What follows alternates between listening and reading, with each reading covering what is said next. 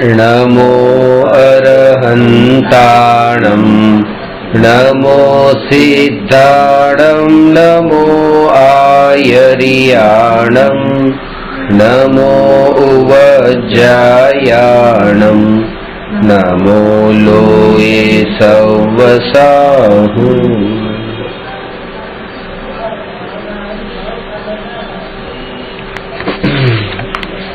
प्रश्न नंबर 286 શું ઇન્દ્રિય જ્ઞાન તે જ્ઞાન છે?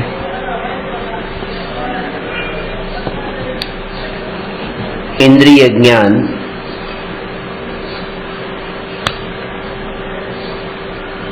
અને અતિન્દ્રિય જ્ઞાન એ રીતે જ્ઞાનના બે ભેદ બતાવ્યા, પણ આ બંને ભેદ ત્યાં સુધી છે જ્યાં સુધી કોઈ નિશ્ચિત જ્ઞેયને જાણવાની અપેક્ષાએ આપણે વાત કરીએ ત્યારે. જ્યારે આપણને એમ લાગે કે મારું જ્ઞાન અધૂરું જ્ઞાન છે, અપૂર્ણ જ્ઞાન છે, પરાધીન છે, તો એવું ક્યારે લાગે છે કે જ્યારે આપણે કોઈ નિશ્ચિત જ્ઞેયને જાણવા માટેની ઈચ્છા રાખતા હોઈએ છીએ એટલે જ આપણને જ્ઞાન અધૂરું લાગે છે. જેમ કે આ જે સામે અક્ષરો છે એ અક્ષરોનું જ્ઞાન મારે કરવું છે, અત્યારે મારે એ જાણવું છે કે અહીંયા કયા અક્ષર છે, પણ એ અક્ષરનું જ્ઞાન થતું નથી.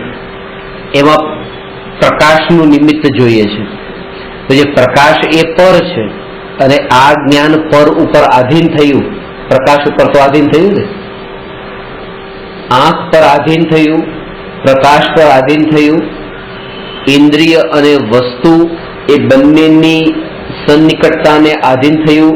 એટલે કે આ અક્ષરો અને આ આંખ બંને એટલા દૂર પણ ન હોવા જોઈએ કે અક્ષરો વંચાય જ નહીં, બંને એટલા નજીક પણ ન હોવા જોઈએ કે બિલકુલ આંખની નજીક હોય તો પણ અક્ષરો વંચાય નહીં.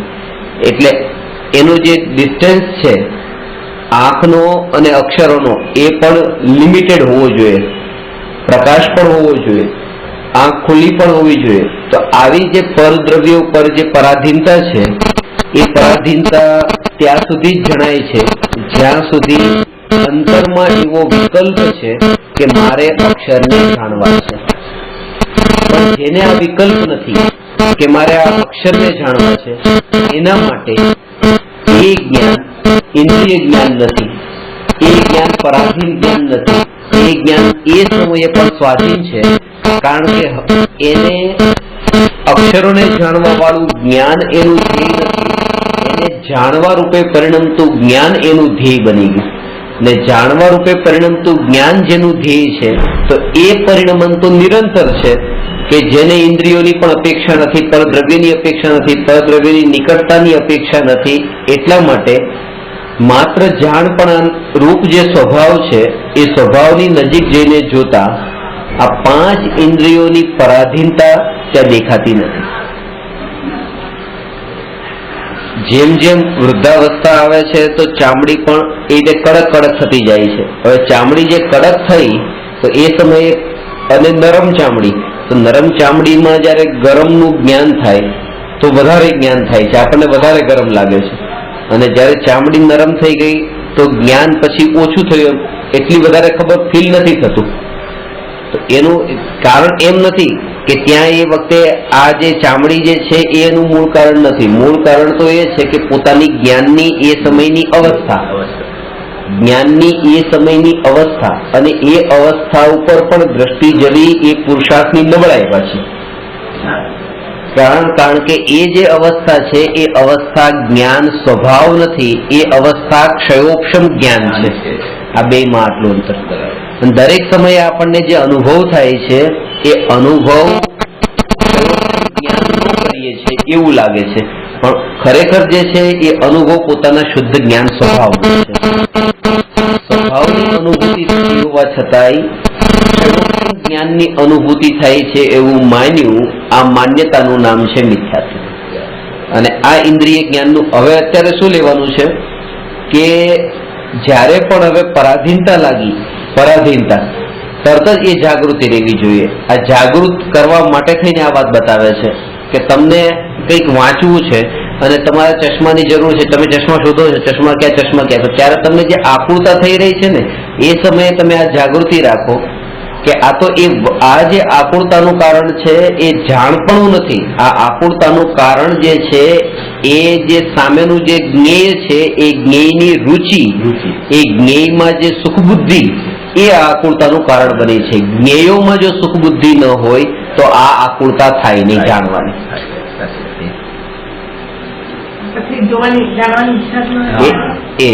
ઈચ્છા એ આકુળતા છે બસ.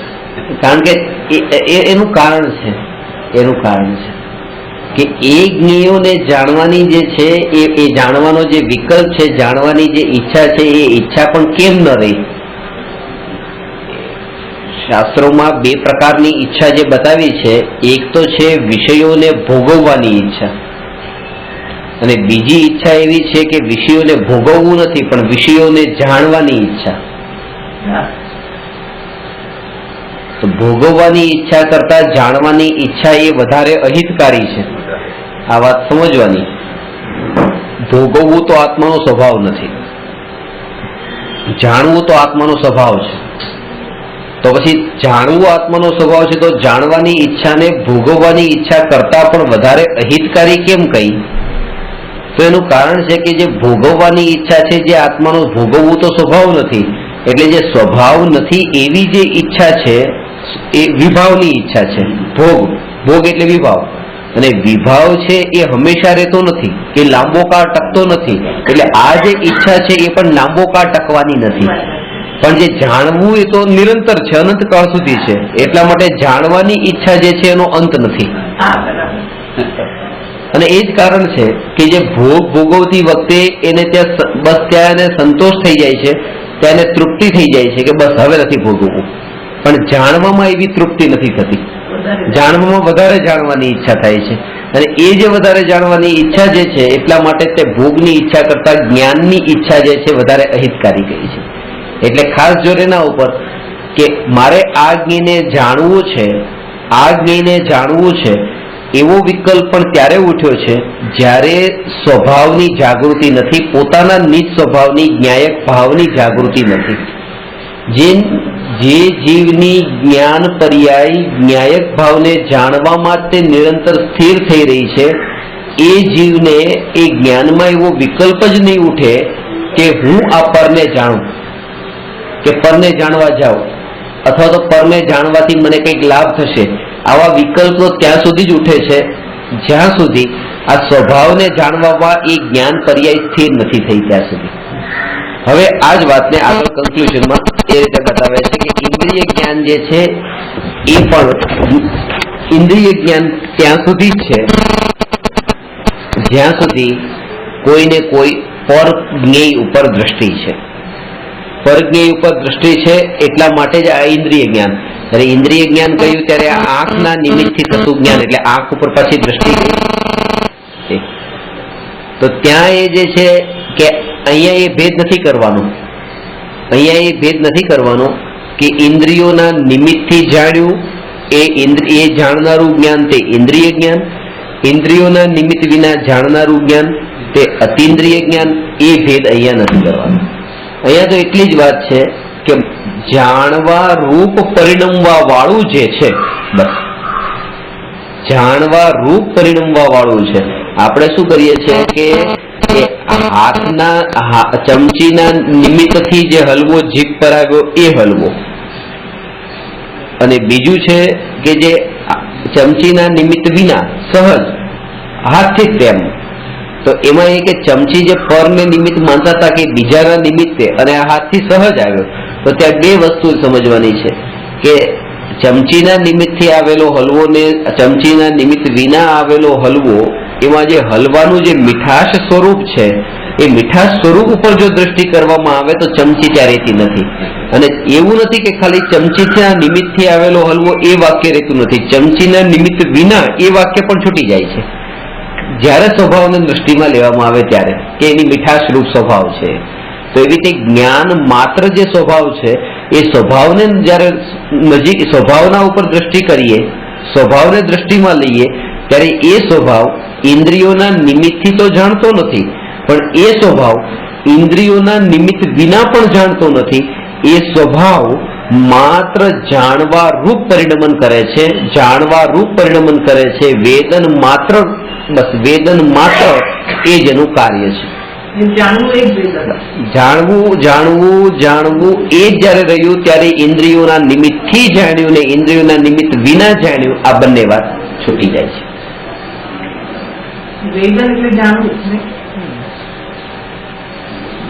જે જાણવું છે, જે જાણવું છે એ જાણવામાં અત્યારે આ રાગાદી ભાવોના વિકલ્પ સહિતનું જાણવું છે. અને ત્યારે તરત જ ભેદ જ્ઞાનની એ ધારા રહી કે જેવું પણ રાગાદી ભાવરૂપ જે વિકલ્પ છે એ વિકલ્પ અલગ છે, એમાં વેદન નથી. અને અહીંયા જે માત્ર જ્ઞાન જે છે એ જ્ઞાન એ જ વેદન છે, જ્ઞાન છે એ જ વેદન છે. અને એમાં જે એકત્વ, એમાં જે એકત્વ કે આ જ હું છું, આ જ હું છું, એ સ્વસંવેદન છે.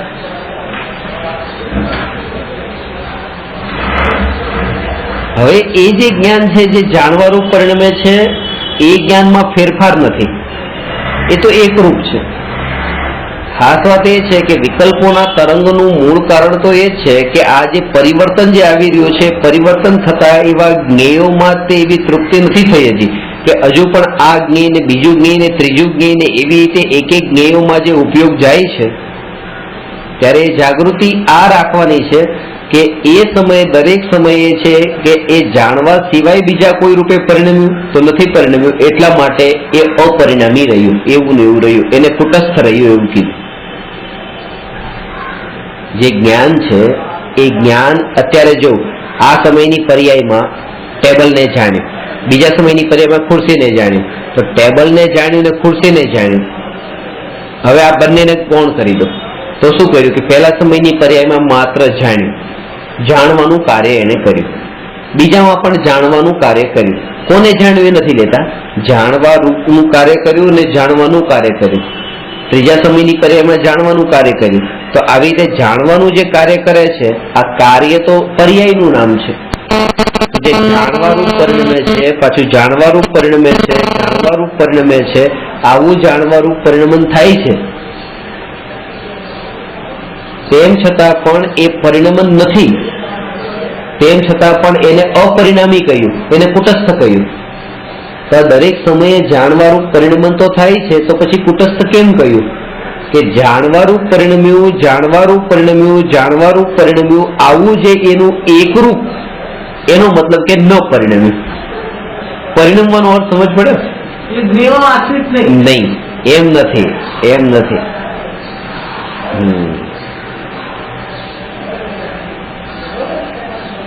એ સિવાય જેમ કે બાળકની અવસ્થામાંથી એ યુવાન અવસ્થા રૂપે પરિણમન થયું, યુવાન અવસ્થામાંથી પછી વૃદ્ધાવસ્થા રૂપે પરિણમન થયું, તો આ પરિણમન તો થયું છે, પણ એ પરિણમનમાં પણ અપરિણામી પરિણમન છે.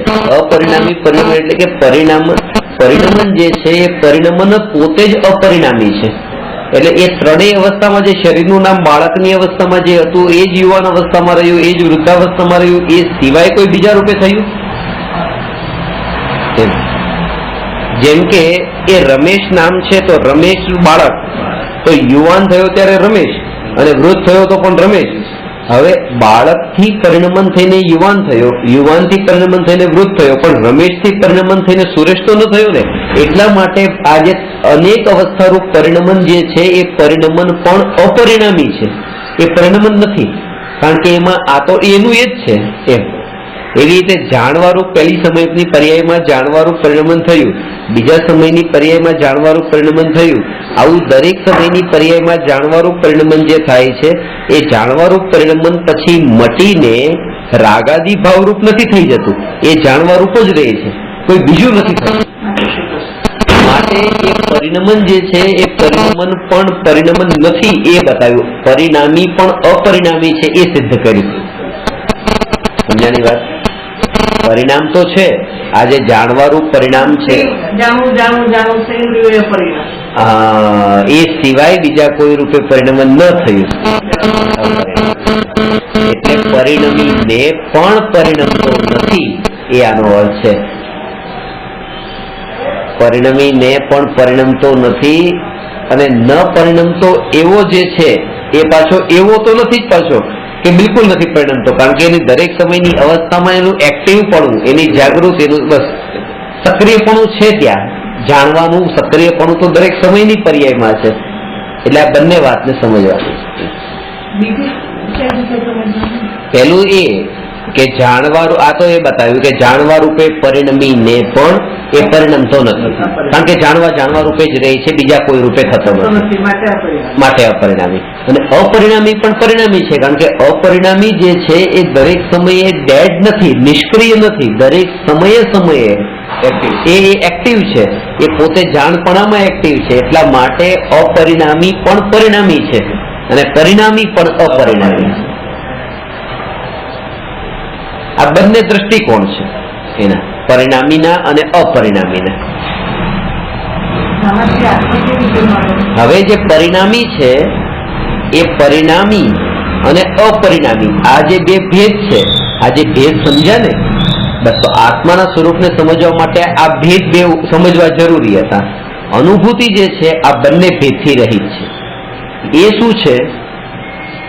એ શું છે કે જે આ જે જાણવારૂપ પરિણમન છે, આ જાણવારૂપ પરિણમન, એ જાણવારૂપ પરિણમન આ સમયનું જે પરિણમન છે, એ જાણવારૂપ પરિણમન માં જ તે જે નથી પરિણમતું એવું જે ત્રિકાળી જે છે એ દ્રષ્ટિમાં આવે છે.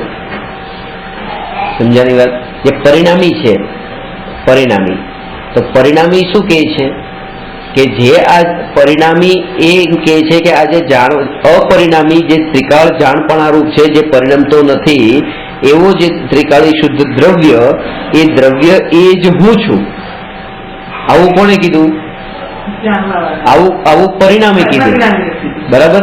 આ પરિણામ, તો એ પરિણામ જે છે એ પરિણામ પોતે તે અપરિણામી થયો છે, કારણ કે પોતે પોતાને એને એ રૂપે માન્યો છે. પોતે એ રૂપે થવું એમ. જેમ કે હવે ગરીબ પરિવારમાંથી એ કરોડપતિ પરિવારમાં જન્મી, ત્યાં ગઈ સાસરે, તો ત્યાં હવે પોતાને એને માન્યું ને કે હું કરોડપતિ, તો હું પોતાને માનવું, પોતે એવું માનવું કે હું કરોડપતિ, એનો મતલબ એ છે કે હવે કરોડપતિ થવું એમ. પોતાને પોતાને એ પેલા પણ હતું, તે થવાનું પણ હતું, પેલા ગરીબ રૂપે થવાનું હતું. આ પણ પર્યાય છે, એ પણ પર્યાય હતી, આ પણ પર્યાય છે.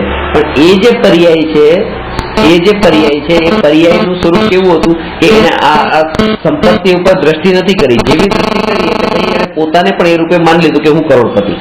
તો કરોડપતિ પોતાને માન્યું ને, તો એ માનનાર એ પોતે કરોડપતિ છે. પછી કરોડપતિ તો કોઈ બીજો છે, પણ એમાં એકત્વ જેનો ભાવ થયો છે, એમાં એને મમત્વનો ભાવ થયો છે, એના કારણે પોતે પણ કરોડપતિ. કારણ કે માનનાર જે છે એ જેમને માને છે એ રૂપ પરિણમે છે. એટલે પરિણામી જે છે એ માને છે કે હું અપરિણામી, હું ત્રિકાળી શુદ્ધ જ્ઞાયક. ત્યારે એ પર્યાય જે છે એને જ માન્યું છે, આ દ્રવ્ય નથી માન્યું, એ પર્યાય માન્યું છે કે હું ત્રિકાળી જ્ઞાયક. એટલે પર્યાય જે છે એ ત્રિકાળી જ્ઞાયક બની છે. એ પર્યાય ત્રિકાળી જ્ઞાયક બની છે, એ પર્યાય અપરિણામી થઈ છે. એટલે હવે જે પરિણામી અને અપરિણામી એવો ભેદ હતો, એ ભેદ ત્યાં રહ્યો નહીં, અપરિણામી માત્ર રહ્યું. હા, અપરિણામી માત્ર રહ્યું. અને એ અપરિણામી માત્ર પણ આ તમને સમજાવવા માટે કહ્યું. બાકી એ અપરિણામી માત્ર પણ એવો વિકલ્પ પણ ત્યાં ન રહ્યો કે હવે તો એક માત્ર અપરિણામી રહ્યું, એવો વિકલ્પ પણ ત્યાં ન રહ્યો.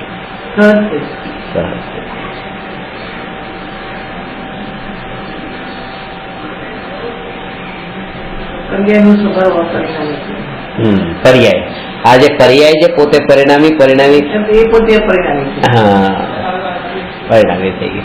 હવે ભલે એમાં પરિણમન થતું હોય દરેક સમયે પરિણમન ભલે થતું હોય, પણ માન્યતા એની હવે પરિણમન કોઈ પણ પ્રકારનું થતું હોય, પણ એ પરિણમન તો દરેક સમયે થવાનું છે. પરિણમન તો દરેક સમયે થવાનું છે. ત્યાં પણ પરિણમન થવાનું છે. સિદ્ધ અવસ્થામાં પણ પરિણમન થવાનું છે, પણ એ જે પરિણમન છે એ અવસ્થામાં પણ એ પરિણમનના કાળે પણ એ સ્થિતિ કે હું અપરિણામી છું, એ અપરિણામીમાંથી એ પોતે પોતાની પ્રતીતિ પલટાવતી નથી, એ એક જ રૂપ પ્રતીતિ રહી છે કે હું શ્રદ્ધા અપરિણામી છે.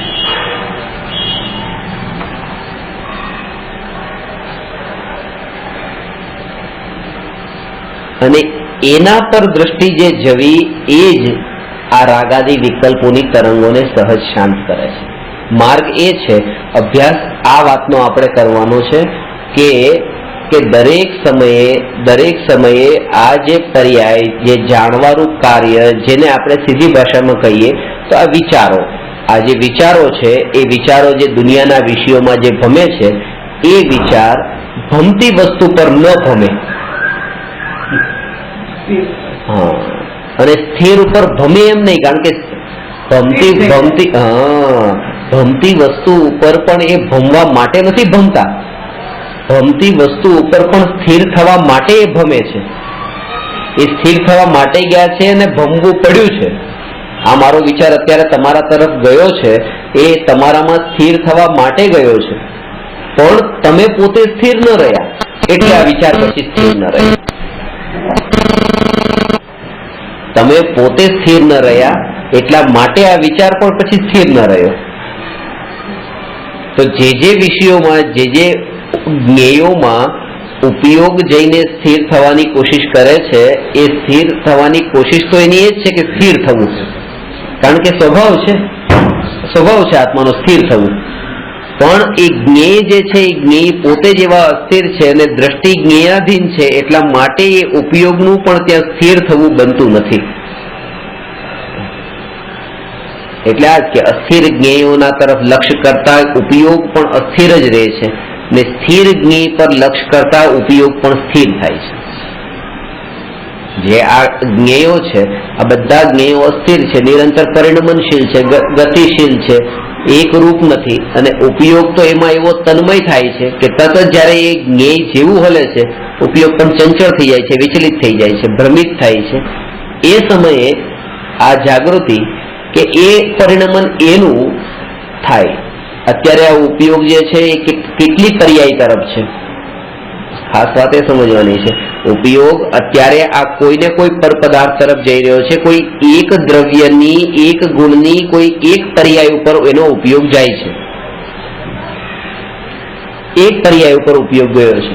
અને એ પર્યાય ઉપર જયારે ઉપયોગ ગયો છે ત્યારે એ જાગૃતિ રહી કે આ સમયે આ ઉપયોગ આખા જગતની અનંત દ્રવ્યની, અનંતાનંત ગુણોની, અનંતાનંત પર્યાયમાં ગયો નથી, અને એનું સહજ પરિણમન છે, જેનાથી મારે કોઈ નિસ્બત નથી, કઈ કનેક્શન નથી.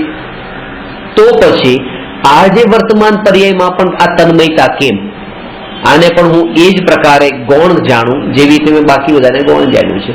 એટલે એ જ રીતે કે જગતમાં રહીને પણ જગતથી એ જોડાયેલો ન રહે.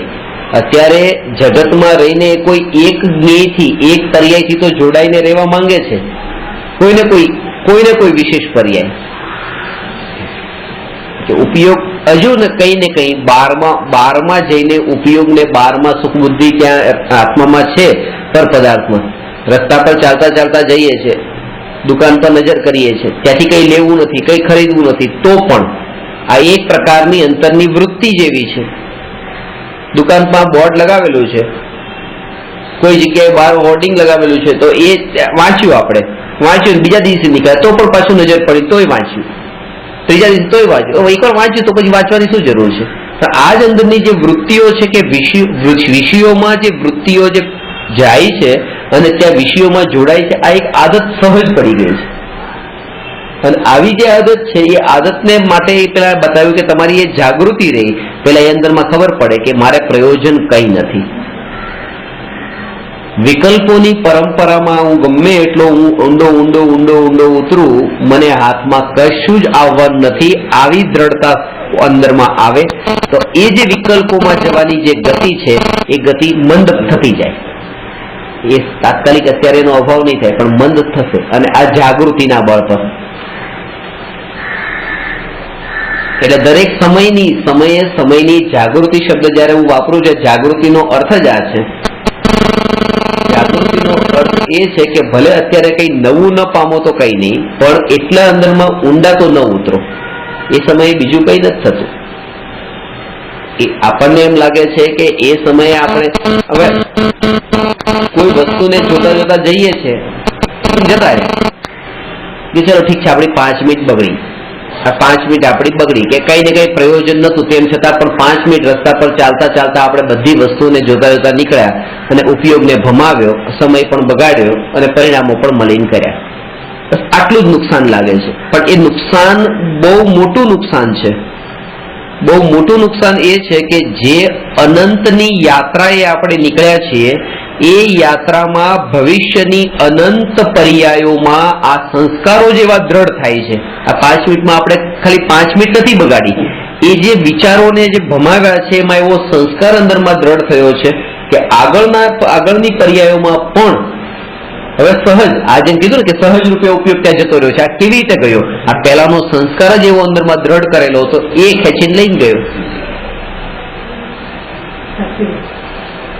આ સહજ એ જાણ્યું ને, એકવાર જાણ્યું તો પછી શા માટે જાણવું છે? કારણ કે સંસ્કાર જ એવો દ્રઢ કર્યો છે. અને એ જ રીતે સંસ્કાર જો દ્રઢ કરેલો હોય કે હું ભગવાન આત્મા જ્ઞાન સ્વભાવી છું, આવું જાણ્યું, હવે જાણી લીધું. પછી ગઈકાલે તમે જાણ્યું તો પછી આજે શું કામ જાણો છો? પછી આજે તમે આ જ વાતને શું કામ પૂછો છો? વાત એ છે કે જેમ વિષયોના સંસ્કાર દ્રઢ થાય છે, એમ આ પણ સંસ્કાર દ્રઢ થાય છે જ્ઞાયકના, કે હું જ્ઞાયક છું. કાલે જાણ્યું હતું પણ તો પણ હું જ્ઞાયક છું. આ દરેક સમયની પર્યાયમાં એવી જાગૃતિ, એનું એ પણ સંસ્કારના બળે થાય છે.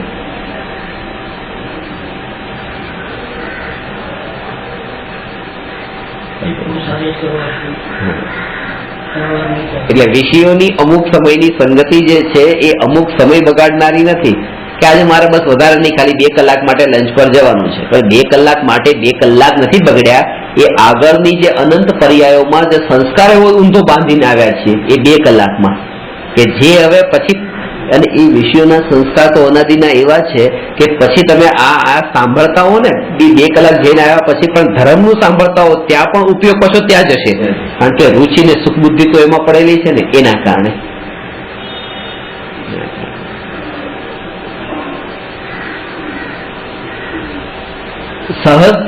સહજતાનો અર્થ શું છે કે હવે તમારે તો શું હવે જવાનું જ નહીં 2 કલાક, એમ નથી. સહજતાનો અર્થ એ છે કે હવે તમારો ઉપયોગ જે છે એ ઉપયોગ એના તરફ નથી જતો. એના કારણે તમને કોઈ મહાનતા નથી લાગતી, ઉપયોગ જાય તો પણ કે ન જાય તો પણ.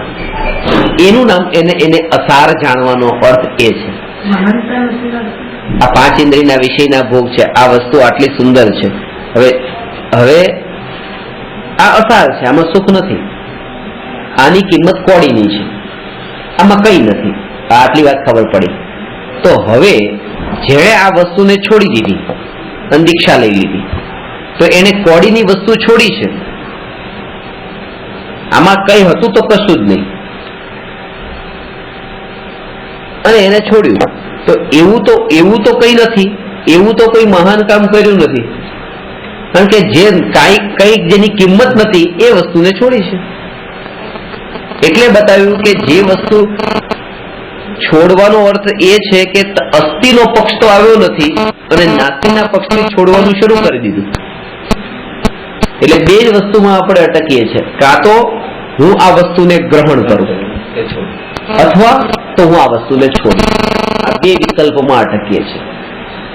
2 વિકલ્પોમાં અટકીએ છીએ.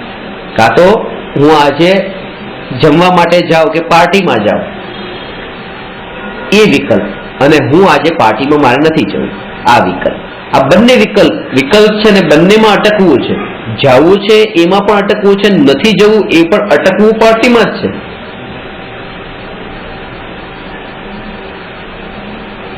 ઉપયોગ, હું જ્ઞાયક, એમાં ઉપયોગ એવો સ્થિર રહે કે આ 2 વિકલ્પોના લંબાણમાં ઉપયોગ ખેંચાય નહીં, જોડાય નહીં. એકમાં રાગનો, એકમાં દ્વેષરૂપ. કારણ કે ઉપયોગ ત્યાં ઢળ્યો એ સહજતા નથી, વિકલ્પ સહજ રોકાયો નથી. સહજ રોકાયો નથી, ત્યાં વિકલ્પ પલટાયો છે, વિકલ્પનું સ્વરૂપ પલટાયું છે કે મારે જવું છે એ વિકલ્પ હતો, હવે વિકલ્પનું સ્વરૂપ પલટાયું, નથી જવું એ વિકલ્પ. વિકલ્પ તો વિકલ્પના જગ્યાએ ઉભો છે, વિકલ્પનો જડમૂળથી નાશ નથી થયો. વિકલ્પનો જડમૂળથી નાશ ક્યારે થાય કે જેમાં વિકલ્પ નથી એવો જે ન્યાયક ભાવ, બસ એના ઉપર લક્ષ્ય જાય, બસ ત્યાં હવે વિકલ્પ રહ્યો નહીં, જવાનો પણ ન રહ્યો ને ન જવાનો પણ ન રહ્યો, અને એનો અભ્યાસ કરવાનો. આ અભ્યાસનો આ પણ એક વિકલ્પ છે, પણ એ વિકલ્પ પાછો કે હું ન્યાયક આ અભ્યાસ એનો પણ વિકલ્પ છે. વિકલ્પ સંસ્કારને દ્રઢ કરે છે, વિકલ્પ સંસ્કારને દ્રઢ કરે. અને બીજું કે આ પણ એક વિકલ્પ છે, આ હું ન્યાયક આ પણ એક વિકલ્પ છે, પણ એ સમયે એ વિકલ્પ ઉપર દ્રષ્ટિ ન જાય તો પછી એ વિકલ્પ પણ વિકલ્પ નથી, કારણ કે ન્યાયક પછી માત્ર ન્યાયક છે ને ન્યાયક પર દ્રષ્ટિ જતા વિકલ્પ નથી, ત્યાં નિર્વિકલ્પ છે.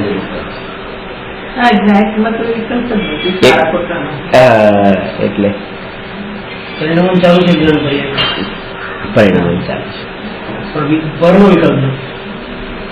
પરિણમન ચાલુ છે, પણ પરિણમન માત્રનું નામ વિકલ્પ નથી. જ્ઞાન પર્યાયનું જે પરિણમન છે એ પરિણમન માત્રનું નામ વિકલ્પ નથી. વિકલ્પ તો શું છે કે જે જ્ઞાન પર્યાયમાં જે જ્ઞેયો જણાય છે, આ વિકલ્પની સિમ્પલ પરિભાષા. જ્ઞાન પર્યાયમાં જે જ્ઞેયો જણાય છે તે જ્ઞેયોના કારણે જ્ઞાનમાં ભેદ જાણવો આ વિકલ્પ, જણાવવો એવો, માલુમ થવો.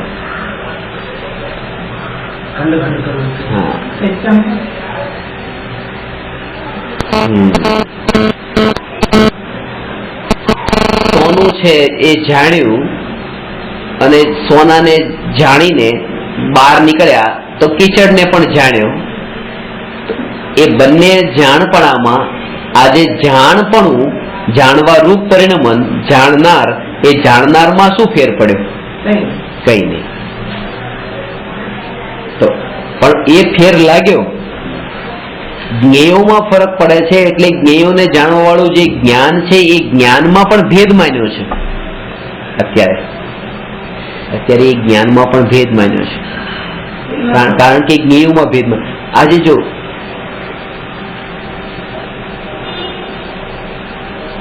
જ્ઞાન તો દરેકને છે, આતંકવાદીઓને પણ જ્ઞાન છે કે ગોળી ક્યાં મારવી, કેવી રીતે મારવી, કેવી રીતે હત્યા કરવી. અને જ્ઞાની ધર્માત્માને પણ જ્ઞાન છે શાસ્ત્રોનું કે આત્માને કેમ પામવું. તમે આતંકવાદી પાસે નથી જતા ને જ્ઞાની ધર્માત્મા પાસે કેમ જાઓ છો? જ્ઞાન તો બંનેની પાસે છે. બંને જ્ઞાન ઊંધું સીધું નથી હોતું. એ જે જ્ઞેય છે, એ જ્ઞેયની વાત છે. અત્યારે પણ એ જ્ઞેયના કારણે જ્ઞાનમાં ભેદ માન્યો કે પેલાનું જ્ઞાન સારું નહીં, આ જ્ઞાન ઉત્તમ, એ જ્ઞાન ઉત્તમ નથી, આ જ્ઞાન ઉત્તમ છે. તો આ જ્ઞાનમાં જણાવવા વાળું જ્ઞેય શાસ્ત્ર, એ જ્ઞાનમાં જણાવવા વાળી આ હત્યા, બંદૂક, તલવાર, તો એ જે જ્ઞાન છે આ જ્ઞેયોના કારણે જ્ઞાનમાં ભેદ માલુમ થયો, બસ આનું નામ વિકલ્પ. આ તો પર માટે સમજાયું, આવું પોતાના માટે લેવાનું. આ જ વાત પોતાના માટે લેવાની. દ્રષ્ટિ સ્વભાવ તરફ હોય છે, અને એના જ કારણે કોઈ પણ જ્ઞેયને જાણતા જ્ઞાનીને જ્ઞાનની અનુભૂતિ થાય છે. એટલા માટે વિકલ્પનું કારણ નથી બનતી. ખાસ વાત આ સમજવાની છે, સાક્ષાત જ્ઞાનની અનુભૂતિ. કે જ્ઞેયને જાણતા જ્ઞેયની અનુભૂતિ નહીં પણ જ્ઞાનની અનુભૂતિ થાય છે. એટલા માટે ત્યાં વિકલ્પ નથી કે હવે આમ કરું ને આમ કરું ને આમ કરું.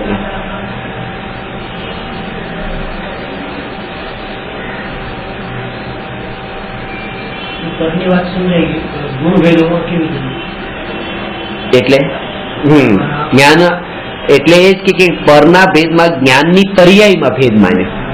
જ્ઞાનની પર્યાયમાં પણ એક માત્ર જાણપણા રૂપ પરિણમન, જાણનાર શુદ્ધ તત્વ.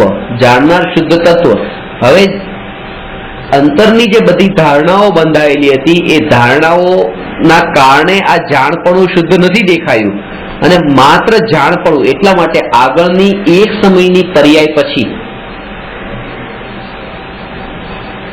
આ વાત પરની એક સમયની પર્યાય પછીનો પણ વિકલ્પ નહીં, અને આત્માની અનંતકાળની નિત્યતાની અનુભૂતિ. આ બે વાતને સમજો. આત્માનું અસ્તિત્વ કેટલો અનંતકાળ, એ અનંતકાળના અસ્તિત્વવાન જે આત્મા છે એ આત્માની તો અનુભૂતિ, અને આ વસ્તુની આગલી સમયની પર્યાયનો પણ વિકલ્પ નહીં.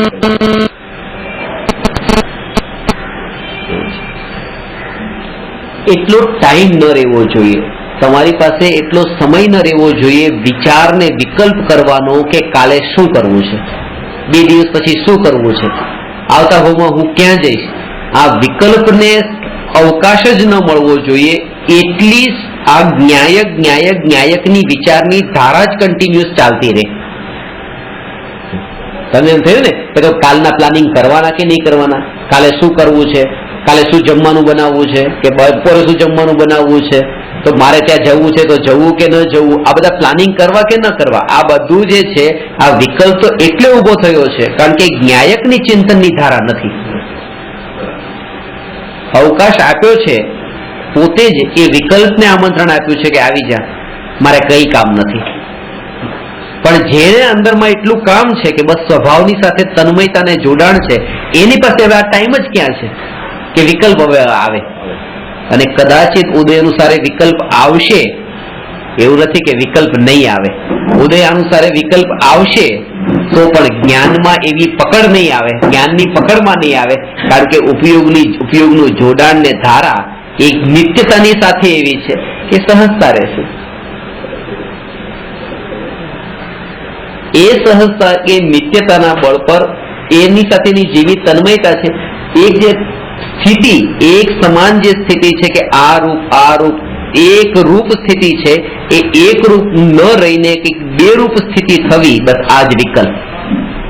એક ધારારૂપ સ્થિતિ ન રહીને કંઈક એ ધારામાં કંઈક બ્રેક પડવો, બસ આનું નામ વિકલ્પ.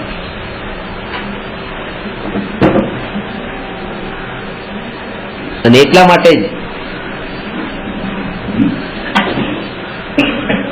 માટે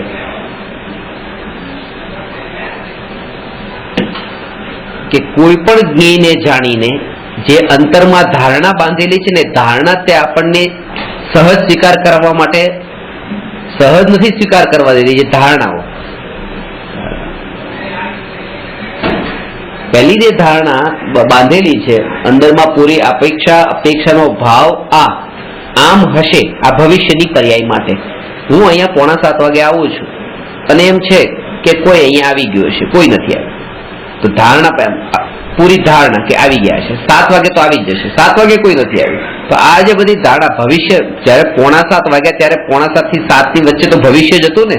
પણ ભવિષ્યની જે વિકલ્પોની પૂરી પરંપરા ત્યાં અંદરમાં પડેલી છે કે આમ થશે, આમ થશે, આમ થશે, એના જ કારણે આ જે જ્ઞાન છે એ જ્ઞેયને જ અનુભવે છે, સામેની ઘટનાને અનુભવે છે. હજી આ નથી આવ્યા, હજી આ નથી આવ્યા, હજી આ નથી આવ્યા, પણ આ ભવિષ્યની વિચાર જ જે નથી કે આગલી પર્યાયમાં શું, વર્તમાનમાં, બસ વર્તમાન, હું જ્ઞાન સ્વભાવી, એ વિચારની ધારા જો રહેતી હોય તો કેટલા આવે છે, કોણ આવે છે, ક્યારે આવે છે, એની સાથે પ્રયોજન નથી. કારણ હું જ્ઞાન, હું ન્યાયક, એ સ્વભાવની જાગૃતિ જે છે એ જ પરથી ઉદાસીન બનાવે છે.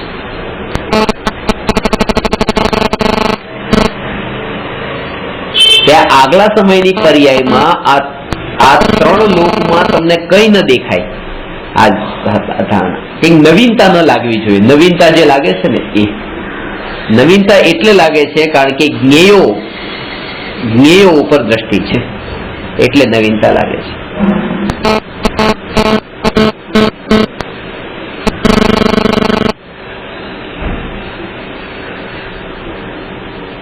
આજે તમે અહીંયા અંદર પ્રવેશ કર્યો ત્યારે કઈક નવીનતા હતી? રોજ આવું એના કરતા કઈ નવું હતું? લાઈટ નથી. રોજ લાઈટ હતી, આજે લાઈટ નથી. અંતરમાં ધારણા બાંધી છે કે હું ત્યાં જાઉં છું, ત્યાં લાઈટ હશે. આ ધારણા અને એ એવી ઘર કરી ગઈ. એ છે જો તે પહેલો વિકલ્પ ઉભો કર્યો, અરે આજે કેમ આમ, આજે આમ છે, એક અલગ છે. એટલે જે અંદરની જે સહજ સ્થિતિ જે રહેવી જોઈએ ને, એકલી જાણપણા રૂપ જે ધારા રહેવી જોઈએ, એ ધારા ત્યાં તૂટી. ભલે એવું ન કર્યું અરે ક્યારે આવે ક્યારે આવે, પણ એ કે આજે આવું છે, આજે એ નથી જે કાલે હતું, આજે એવું નથી જે પહેલા હતું, અને ત્યારે જે એવું હતું એવું અત્યારે નથી, અત્યારે કંઈક નવું છે. આવું એના માટે છે જેની દ્રષ્ટિ જ્ઞેય ઉપર છે. જ્ઞાન માત્ર જ જેનું ધ્યેય છે એને આ વિષયોમાં તન્મયતા એવી નથી થતી, અને એટલા માટે એ એટલો પ્રભાવિત પણ નથી થતો.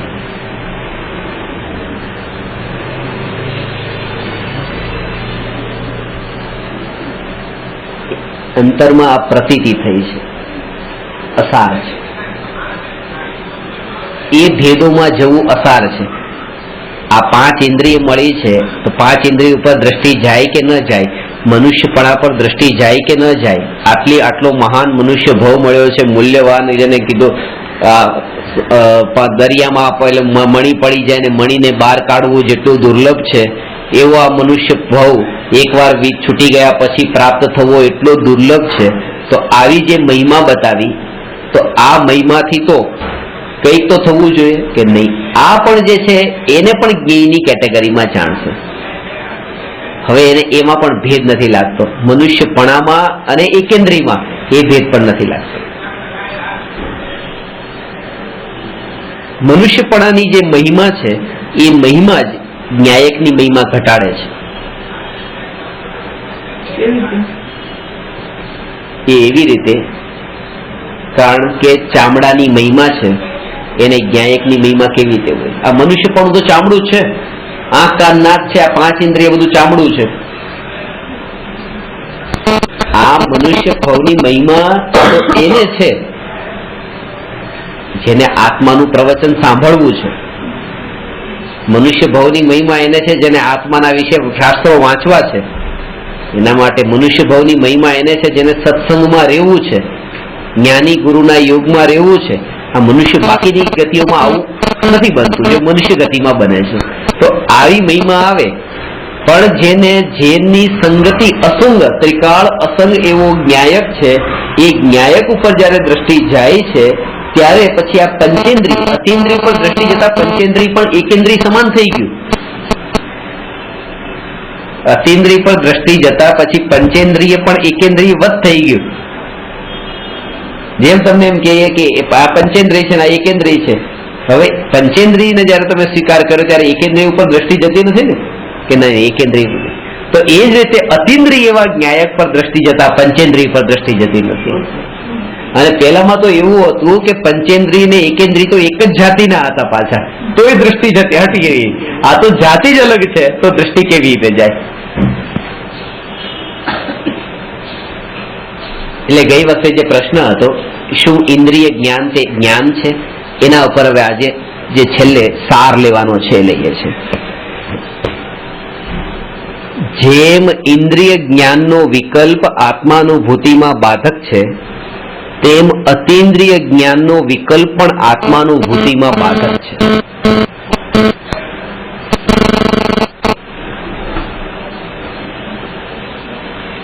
વિકલ્પ છે, જેમ હમણાં બતાવ્યું કે ભોગનો વિકલ્પ અને ત્યાગનો વિકલ્પ નથી કરવો પડતો. એટલે ગઈ વખતે જે વાત કરી કુંકુંદાચાર્યને વસ્ત્ર નિર્વસ્ત્ર હતા, નગ્ન હતા, તો નગ્ન કેમ હતા? કે વસ્ત્ર નથી પહેરવા, એવા વિકલ્પ નતા. સ્વભાવની સ્થિરતા એવી હતી કે પહેરવાનો કે ન પહેરવાનો આ કોઈ વિકલ્પ ન રહ્યો, તો જે સ્થિતિ રહી ગઈ એ રહી ગઈ. એ સહજતા. અને ભાવલિંગી મુનિની એ સ્થિતિ છે કે હવે એ પહેરવાનો ને ન પહેરવાનો બંને વિકલ્પ નથી. એટલા માટે જ જયારે કોઈ ધાબળો ઓઢાડી દે છે તો ધાબળાને કાઢવાનો પણ વિકલ્પ નથી. પછી પોતે પોતાની સ્થિરતામાં છે અને ધાબળો કોઈ ઓઢાડી દીધો, તો જેમ ધાબળો ઓઢવાનો રાગ નતો, તો ધાબળાને નથી ઓઢવો એવો દ્વેષ પણ નથી.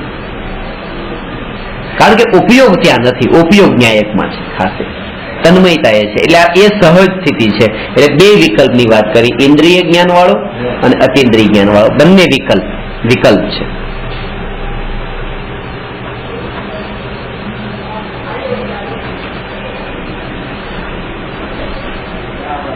અતિન્દ્રિય જ્ઞાન કહેતા ઇન્દ્રિય જ્ઞાનનો પક્ષ ઉભો થાય છે.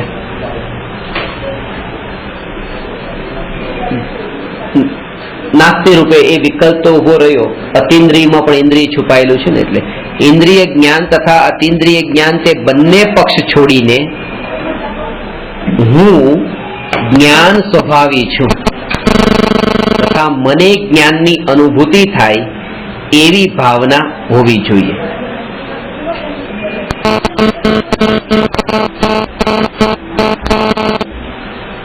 ઇન્દ્રિય જ્ઞાનમાં અસ્થિ રૂપે પરનો વિકલ્પ રહેલો છે તથા અતિન્દ્રિય જ્ઞાનમાં નાસ્તિ રૂપે પરનો વિકલ્પ રહેલો છે. તેથી બંને પ્રકારના ભેદથી રહિત અભેદ અખંડ એક જ્ઞાન સ્વભાવ પર દ્રષ્ટિ કરવી જોઈએ. ઉપયોગની એવી મહિમા આવે, આ ઇન્દ્રિય આ જ્ઞાનની એવી મહિમા આવે કે જ્ઞાન આ ઇન્દ્રિયો વિના જાણે કે ઇન્દ્રિયો સહિત જાણે, કોઈ પણ રૂપે હોય, બસ જ્ઞાન જ્ઞાન રૂપે ટકીને રહે છે. જ્ઞાન જ્ઞાન રૂપે ટકીને રહે છે. મહિમા એની છે. આ બે ભેદમાં વેચવું એ મહિમા નથી. એટલે જ્ઞાની પાસે જેમ કે જ્ઞાનીને પૂછે કે ઇન્દ્રિય જ્ઞાન ને અતિન્દ્રિય જ્ઞાન, તો એને જ્ઞાની કે આ ભગવાન ને અતિન્દ્રિય જ્ઞાન ને તમને ઇન્દ્રિય જ્ઞાન, અને આ બે વાત જેને સાંભળવામાં રસ પડ્યો ને એને હજુ જ્ઞાનમાં રસ નથી.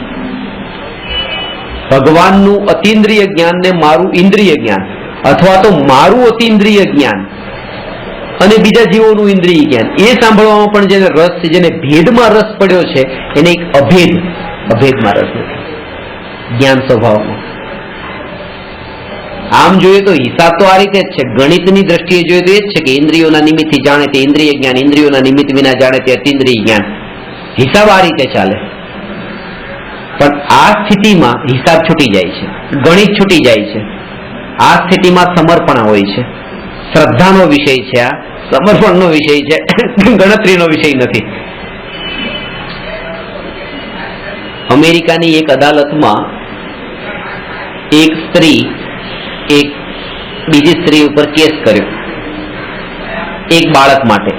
એક છોકરો હતો, આ સ્ત્રીએ એમ કીધું આ છોકરો મારો છે, બીજી સ્ત્રી પણ એમ જ કીધી આ છોકરો મારો છે. એટલે કેસ ઘણા દિવસ સુધી ચાલ્યો. ન્યાયાધીશે બધું પૂછ્યું કે આ હવે, પણ કોઈ તે નક્કી નતું થતું. એટલે પછી ન્યાયાધીશે સીધી ગણતરી કરી અને બંને સ્ત્રી સામે હતી, બે માતા. એમાં સાચી તો એક હતી, એક તો ખોટી જ હતી. એટલે કે હું હવે એ નિર્ણય આપું છું કે આ જે છોકરો છે એ બંને અડધો અડધો લઈ લો. છોકરાને કાપીને અડધો છોકરો આ લઈ લે, અડધો છોકરો આ લઈ લે.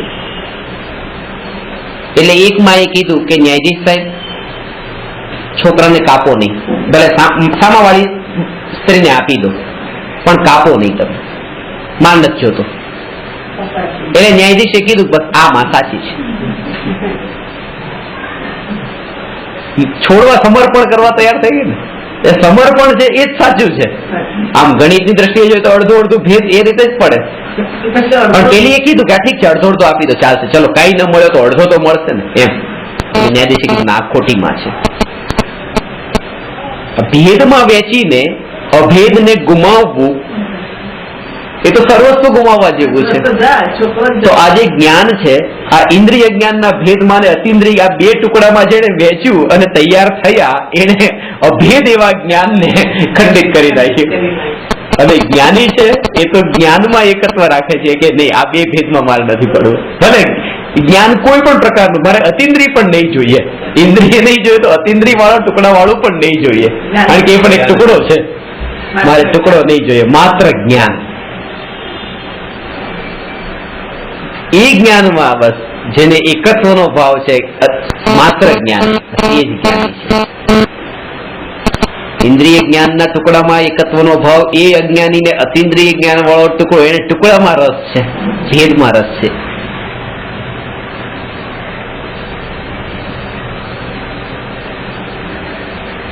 ઇન્દ્રિય જ્ઞાનમાં અસ્થિ રૂપે પરનો વિકલ્પ રહેલો છે તથા અતિન્દ્રિય જ્ઞાનમાં નાસ્તિ રૂપે પરનો વિકલ્પ રહેલો છે. તેથી બંને પ્રકારના ભેદથી રહિત, અભેદ, અખંડ એક જ્ઞાન સ્વભાવ.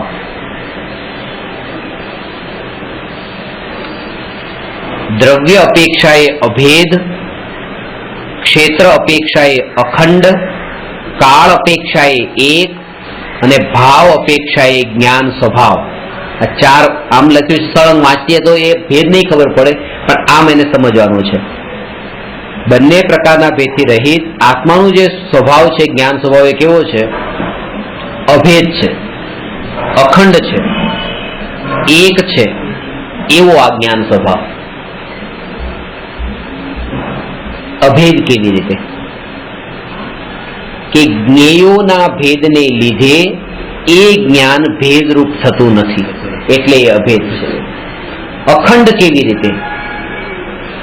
આ અખંડિતપણું. તો એ કે પ્રદેશો, જ્ઞાન પ્રદેશ આકાશના જુદા જુદા ભાગ પર હોવા છતાં પણ એનું જે પરિણમન, જે જાણવાનું પરિણમન છે, એ બે પ્રકારે થતું નથી, એટલા માટે અખંડ છે. એટલે શું? સીધી રીતે તમને બતાવું તો હાથમાં બરફ અને પગમાં ચપ્પલ પહેર્યા નથી, તડકામાં ઉભા છીએ એવી સ્થિતિ. તો તડકામાં જે ગરમનો અનુભવ, પગમાં ગરમ લાગે છે, ગરમ લાગે છે, અને હાથમાં ઠંડુ લાગે છે. તો આવું જે અનુભવ થઈ રહ્યો છે એક સમયમાં ઠંડાનો ને ગરમનો, તો કે આવું નથી, આવો જ્ઞાન સ્વભાવ નથી. આવો જ્ઞાન સ્વભાવ માનવો, આનું નામ છે કે જ્ઞાનને ખંડિત થયેલું માન્યું.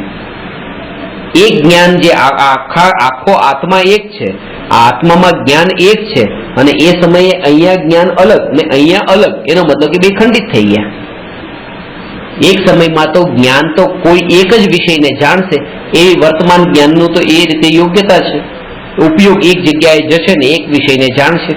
તો જે સમયે એ ઠંડાપણાને જાણે છે એ સમયે ગરમને નથી જાણતું, જે સમયે ગરમને જાણે છે ત્યારે આ ઠંડાને નથી જાણતું. પણ એ બંને વચ્ચેનો કાળ એટલો નજીકનો હોય છે અને એની ગતિ એટલી તીવ્ર હોય છે, એટલે ભેદ ખબર નથી પડતો કે ક્યારે ગરમથી ઠંડા પર આવ્યા અને ઠંડાથી ગરમ પર આવ્યા, પણ હોય છે બંને વારાફરતી. અને જ્યારે એનો મતલબ શું થયો કે જ્યારે આ ઠંડુ અહીંયા જ્ઞાનમાં જાણ્યું, ઠંડાનું જ્ઞાન થયું, ત્યારે પગના જે પગ જે છે ત્યાં જે આત્માના પ્રદેશો છે, ત્યાં જે જ્ઞાનના પ્રદેશો છે, એ જ્ઞાનના પ્રદેશોનું પરિણમન પણ ત્યાં ઠંડાને જાણવા રૂપ પરિણમન છે એ પગના. કારણ કે કઈ અલગ થોડું છે, તો એક જ સિંગલ પીસ છે ને.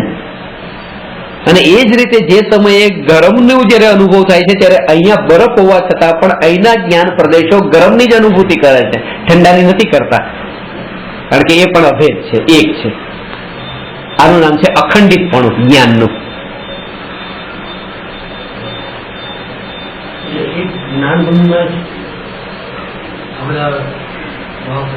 હા, આ જ્ઞાનની પર્યાય જે, એ જ્ઞાનની પર્યાય જે છે, નહીં તો શું થાય કે અસંખ્ય પ્રદેશ છે.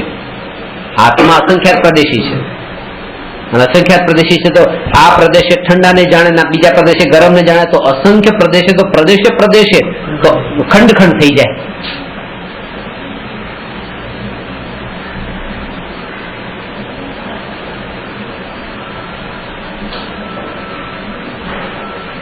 આવું સ્વરૂપ આત્માની અનુભૂતિમાં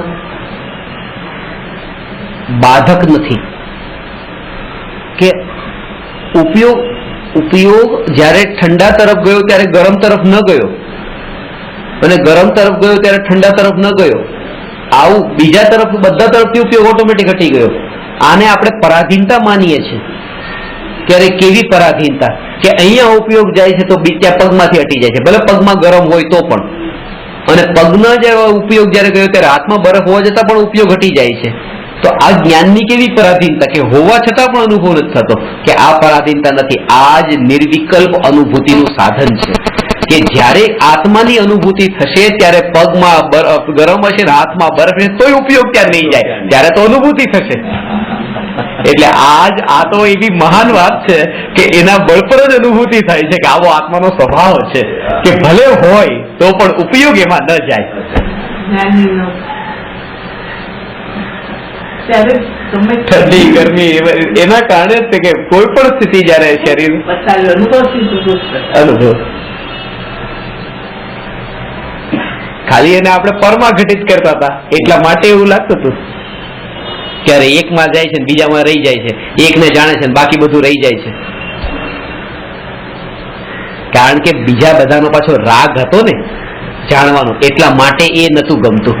પણ એકમાત્ર જ્ઞાયકમાં જ જેને રુચિ છે એને પછી આ સ્વભાવ પણ રૂચે છે. અનુભવ એક સમય જ છે, અનુભવ નહીં, બંનેની બહારની ક્રિયા. આ સ્પર્શનાની વાત છે, અનુભવ નહીં. એ બંને અડ્યું છે, ખાલી અડવાનું એક સમયમાં છે. બહારની ક્રિયા જે છે ફિઝિકલી એક સાથે છે, પણ અંદરનું જે જ્ઞાનનું વેદન જે છે ઉપયોગ એ એક સમયમાં એકનું છે, એ બે એક સાથે નથી. આપણને દોષરૂપ લાગે છે એ આપણા ફાયદામાં છે એમ. એ બધું હોય એક સાથે. આમ જોવો તો બધા એક સાથે અહીંયા બેઠા છો, પણ મારું ધ્યાન તો એક એક તરફ જ જાય છે ને.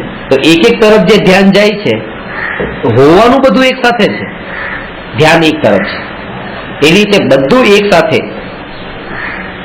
કપડા છે તો એનો સ્પર્શ થાય છે, હવાનો સ્પર્શ થાય છે, આ બધું સ્પર્શ. અને એ જ કારણ બને છે. આ વાતને તમે સમજો કે ગઈકાલે તો એટલી બધી ઠંડી હતી, બધા સ્વેટર પહેરે, સ્વેટર ઉપર શાલ પહેરે, એના ઉપર ટોપી પહેરે ને તમે ખાલી ટી શર્ટ પહેરેલું હતું તો બધા મને કહે આવું નહીં કરો.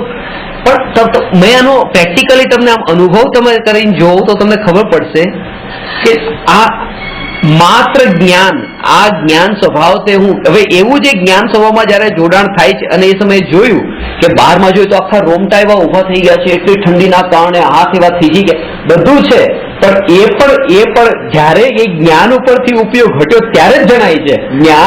જ્ઞાનમાં તો આ ક્રિયા બધી થતી હોય અને એમ લાગે કે જેનો અનંતકાળ સુધી સાથ છોડવાનો છે એની સ્થિતિ પછી જેવી થાય તેવી થાય. એનાથી શું પ્રયોજન? આ જ્ઞાન માત્ર તે હું, જ્ઞાન માત્ર તે હું, એ સ્થિતિ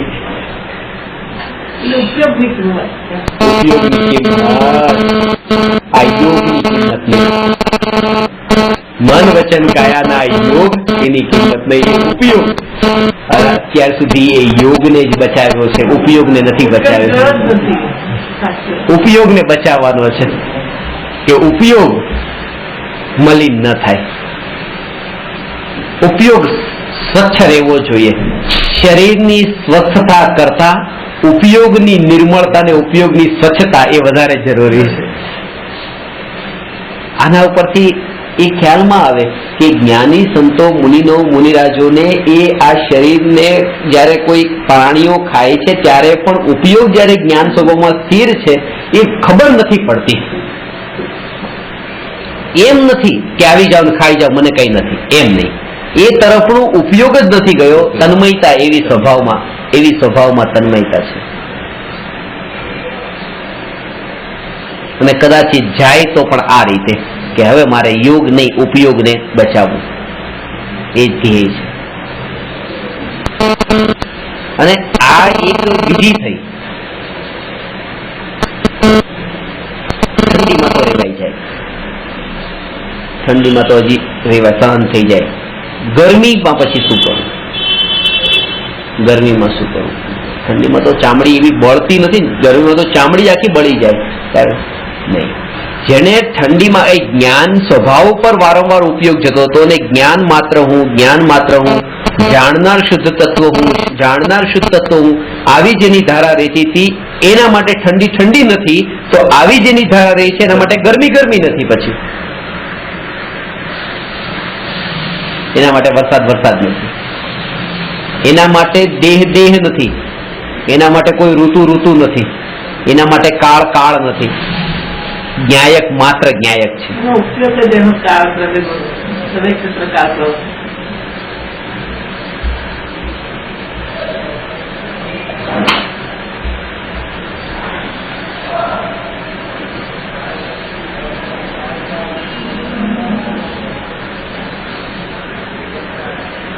અભ્યાસ આપણે આ રીતે કરી શકીએ. શરૂઆત તો આનાથી જ કરવાની છે ને. એ ઠંડી અને એ ગરમી તો જયારે જ્ઞાનમાં જણાય અને સહજ જ્ઞાતા રે ત્યારે રે. અત્યારની એટલે તો અત્યારે આપણી આ ભૂમિકામાં પણ આટલું તો અભ્યાસ તો શરૂ કરે. અભ્યાસ તો શરૂ કરે. એવી ઠંડીનો વિચાર આવે તો તૂટી જાય. એવું મરવાનો વિચાર આવે એટલે આગ લાગી જાય. વિચાર આવે તો પણ લાગે. તો પછી આપણે તાનો એ ઠંડીનું ભાવ વાસન થઈ ગયું છે. એ જ ભાવ વાસન અનુભવ થઈ ચુક્યો છે ને. અનુભવ કરનારનો અનુભવ એટલે વિધિ બધી બતાવી છે પણ ઊંધો ઊંધી વિધિ છે. આ ખબર તો છે કે આ અનુભવ અત્યારે યાદ આવે તો પણ પેલો અનુભવ ગયો જ નથી. નકાર નહીં જોઈએ, નકાર નહીં જોઈએ, સ્વીકાર જોઈએ. ઠંડી છે ને? ના ના ના ઠંડી નહીં, ઠંડી નહીં. હવે શરીરને ઢાંકી દો, મારે ઠંડી નહીં. ગરમી છે, ગરમી નહીં, ગરમી નહીં. હું વગર કઈ ઠંડુ. ગુરુદેવ તો કહેતા હતા ને કે આ પ્રકૃતિના સ્વરૂપથી એ ઊંધો ચાલે છે. પ્રકૃતિના સ્વભાવથી ઊંધો ચાલે છે. પ્રકૃતિનો સ્વભાવ છે શિયાળામાં ઠંડી પડે છે, એનો સ્વભાવ છે ને પ્રકૃતિનો. આ શું કરે છે કે શિયાળાના દિવસોમાં અંદર રૂમમાં ગરમ કરશે, હીટર ચાલુ કરશે. પ્રકૃતિના સ્વભાવથી ઊંધું કામ કર્યું. પ્રકૃતિનો સ્વભાવ છે ઉનાળામાં ગરમી પડે, આ અંદર એસી ચાલુ કરીને ઠંડુ કરશે, એનાથી ઉલટું કામ કરે. એટલે ગુરુદેવ કહેતા પ્રકૃતિના સ્વભાવથી ઊંધું કામ કરે છે એટલે જ એને આ સ્વભાવથી વિપરીત એવી આ ઊંધી ગતિઓ મળે છે. બાકી તો સિદ્ધ ગતિ એની સ્વભાવ રૂપ ગતિ છે અને આ દેહને ધારણ કરવા રૂપ ગતિ ઊંધી ગતિ છે. અને મુનિરાજ જે હોય એને સ્વીકાર કરે છે તો સ્વભાવ પ્રકૃતિનો સ્વીકાર કરે એને સ્વભાવ રૂપ ગતિ સહજ મળે છે, સિદ્ધ ગતિ.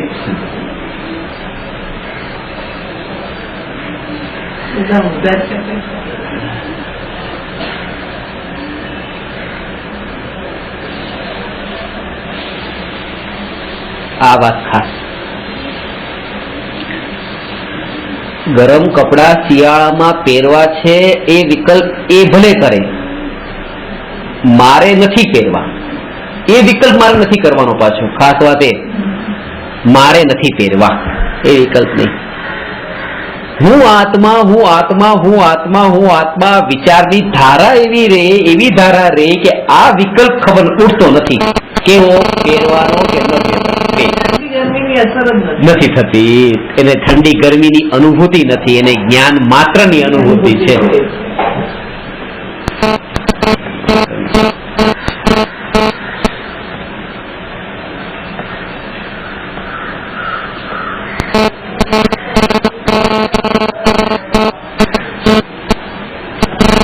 એક એવી સરસ કપડા પહેરીને, ચોખ્ખા કપડા પહેરીને નીકળ્યા, કાદવ કીચડ છે, ગાડી નીકળી, ગાડીના કારણે તમારા કપડા ગંદા થયા. એ સમયે મન કેટલું ડોલાઈ ગયું, કેટલું હલી ગયું, ચિત્ત કેટલું વિચલિત થઈ ગયું.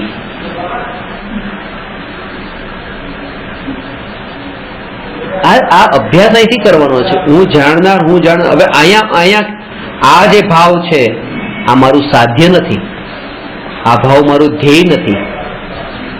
જે મેં સાધના કરી છે, સાધનાનું ફળ શું આ છે?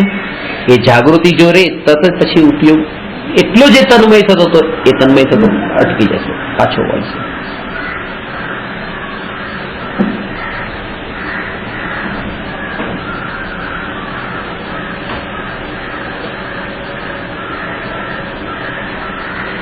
એ સ્થિતિમાં પછી તમે આ વિકલ્પોમાં પણ નથી અટકતા કે મારા કોઈ એવા પાપના ઉદય હશે કે આવું થયું છે, બીજા કોઈના એવા પાપના ઉદય નતા. આ બધામાં પણ નથી અટકતા. આ પહેલી પ્રાથમિક ભૂમિકામાં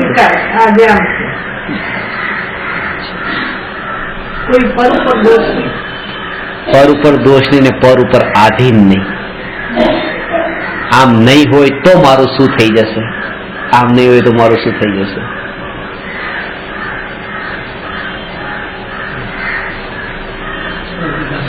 રાગાજી છે હું નહીં, ક્રોધાજી છે હું નહીં, એમાં પોતાના વિચારી ભાવોથી સીધો પડે.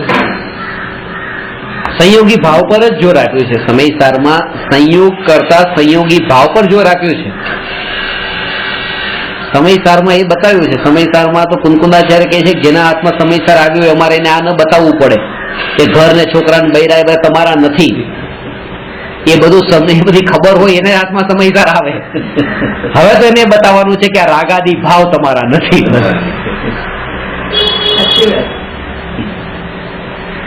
પછી પ્રગટ જુદે ધનધામાં આ જે પ્રગટ જુદા દેખાય છે એને શું બતાવીએ કે આ જુદા છે.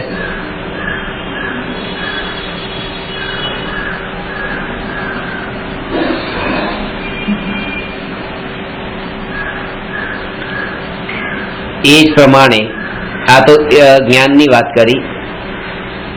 અભેદ છે, અખંડ છે, એક છે. એકનો અર્થ આ કાળના ભેદ રહિત. ગઈકાલે જાણનાર, આજે જાણનાર, આવતીકાલે જાણનાર એમ નહીં. ત્રિકાળ. ત્રિકાળને અભેદ બતાવવા માટે ત્યાં એક શબ્દ વાપર્યો, એક રૂપ છે, અનેક રૂપ નથી.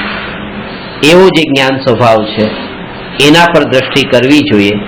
એ જ પ્રમાણે ઇન્દ્રિય સુખ તથા અતિન્દ્રિય સુખના વિકલ્પ છોડીને માત્ર સુખ જ આત્માનું સાધ્ય હોવું જોઈએ.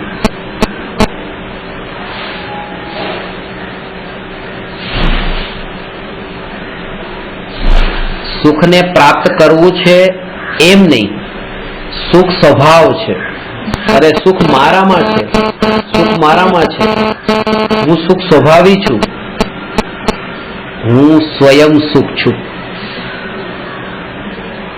અભેદ, એકત્વ. હું સ્વયં સુખ છું.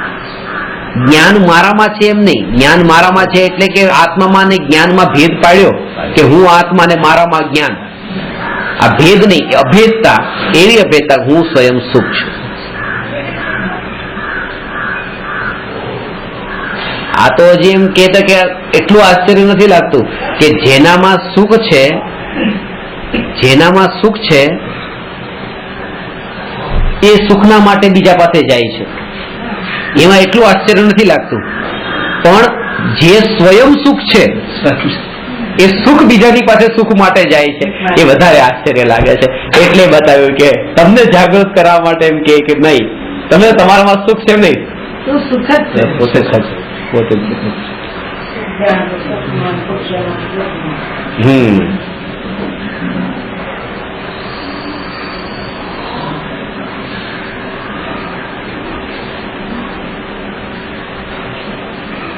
તો આ પ્રશ્ન થયો ઇન્દ્રિય જ્ઞાન તે જ્ઞાન છે કે નહીં. આ બંને વિકલ્પોથી રહિત જ્ઞાન સ્વભાવ એ જ આત્માનું સાધ્ય છે. હવે 287મો પ્રશ્ન છે અને આ પ્રશ્ન પણ એટલો જ મહત્વપૂર્ણ છે. જેવા જેવા હવે આગળના પ્રશ્ન હવે આવે છે એ પ્રશ્ન આત્મ સાધનાના સાધક જીવ માટે બહુ મહત્વપૂર્ણ પ્રશ્ન છે ને અંતરમાં રહેલી આનાથી આત્માની સાધનામાં સહાયક તો છે જ તે આના જે જવાબ છે. સાથે સાથે પહેલાની જે પૂર્વે બંધાયેલી જે ધારણાઓ અને મિથ્યા ભ્રાંતિઓ હતી ને તોડનારા પણ છે. અને આ પ્રશ્ન પણ એવો જ છે જે હું તમને પૂછીશ એટલે બધાનો જવાબ ખોટો હશે. જોજો. બંધનું કારણ શું છે? બંધનું કારણ શું છે? શુભોપયોગ કે અશુભોપયોગ? અશુભોપયોગ એકલો. અશુભોપયોગ એકલો બંધનું કારણ છે. બંધ કર્મ બંધનું કારણ શુભોપયોગ છે કે અશુભોપયોગ? બંધ. હા,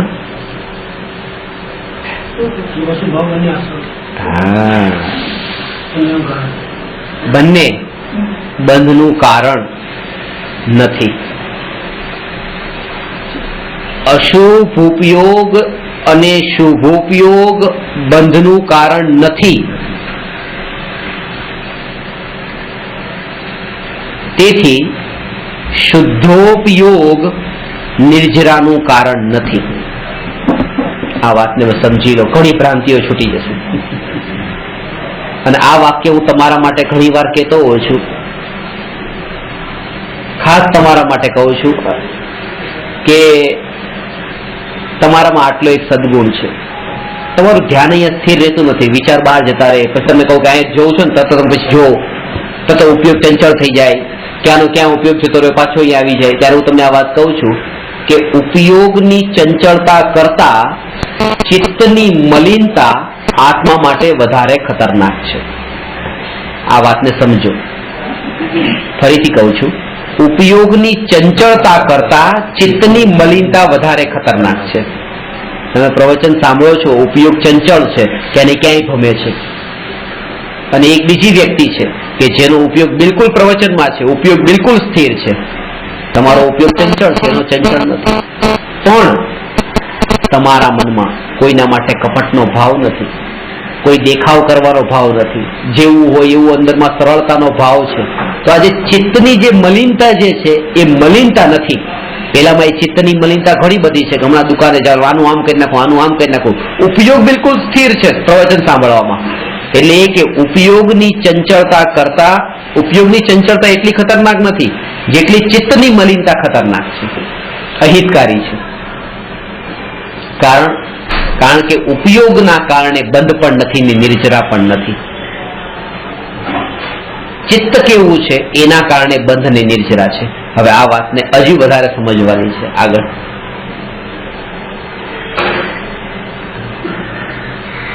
આ બે વસ્તુમાં બહુ મોટું અંતર છે. એક છે ઉપયોગ અને બીજું છે પરિણતિ. આ બે શબ્દ ખાસ છે, ઉપયોગ અને પરિણતિ. શુદ્ધ ઉપયોગ અને આ શુભ ઉપયોગ અને અશુભ ઉપયોગ. શુભ ઉપયોગ ને અશુભ ઉપયોગ ને એક શબ્દમાં કહેવાય અશુદ્ધોપયોગ. સમજાણી ને વાત? કે શુદ્ધની બરાબરીમાં તો અશુભ પણ અશુદ્ધ છે અને શુભ પણ અશુદ્ધ છે, કારણ કે બે શુદ્ધોપયોગ નથી. તો શુદ્ધોપયોગથી નિર્જરા નથી અને અશુદ્ધોપયોગથી બંધ નથી.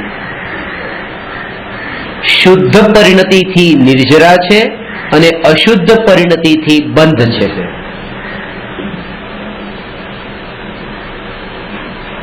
ઉપયોગથી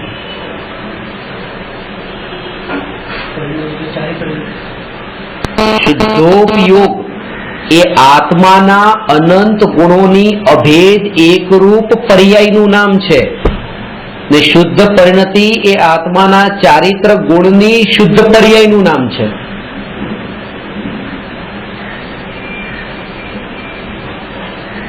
જો શુદ્ધોપયોગની નિર્જરાનું કારણ કહીએ, શુદ્ધોપયોગની નિર્જરાનું કારણ કહીએ તો જ્યારે જ્ઞાની ભોગને ભોગવે છે ત્યારે શુદ્ધોપયોગ છે, સમ્યક દર્શન છે, પણ શુદ્ધોપયોગ છે. ભોગને ભોગવતા વખતે તો અશુભોપયોગ છે, અશુભ ભાવ છે. યુદ્ધ કરે છે, લડાઈ લડે, આ અશુભ ભાવ છે, અશુભ પાપરૂપ ભાવ છે, અશુભોપયોગ છે. જો શુદ્ધોપયોગથી નિર્જરા થતી હોય તો ત્યાં શુદ્ધોપયોગ નથી, તો પછી જ્ઞાનીની નિર્જરા નથી થતી એમ માનવું પડે. અહીંયા તો એમ કીધું છે કે જ્ઞાનીના ભોગ નિર્જરાના હેતુ છે.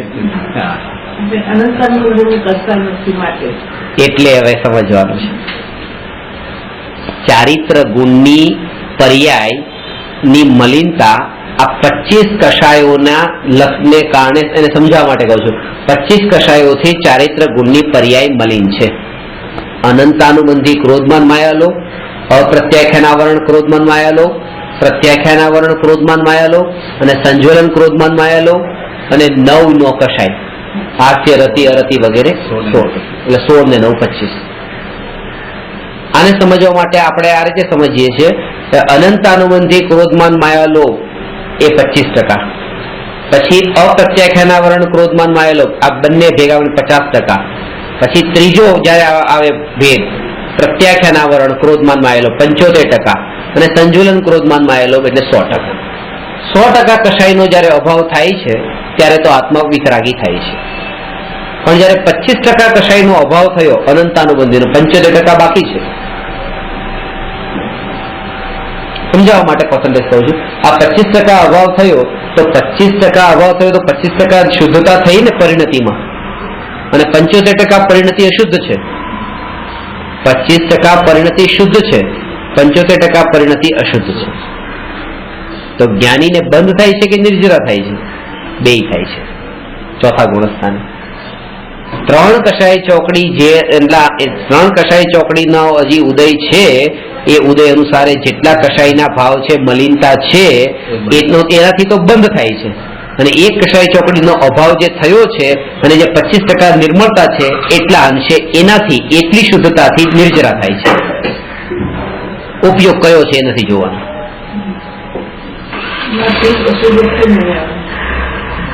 ના આવે કોઈ શુદ્ધો ઉપયોગ, શુભો ઉપયોગ, અશુભ ઉપયોગ આવે નહીં. હવે આના પર કોણ તમારું ધ્યાન ક્યાં જાય છે એ મહત્વનું નથી. તમારા અંદર જે કષાયનો કચરો છે એ કેટલો નીકળ્યો છે અને કેટલી પ્યોરિટી આવી છે, એ આ ઉપયોગની ચંચળતા કરતા ચિત્તની મલિનતા વધારે ખતરનાક છે. આને હજી 4-5 દ્રષ્ટાંતથી સમજાવીશ એટલે વધારે ક્લિયર થશે. જો ચોથા ગુણસ્થાનમાં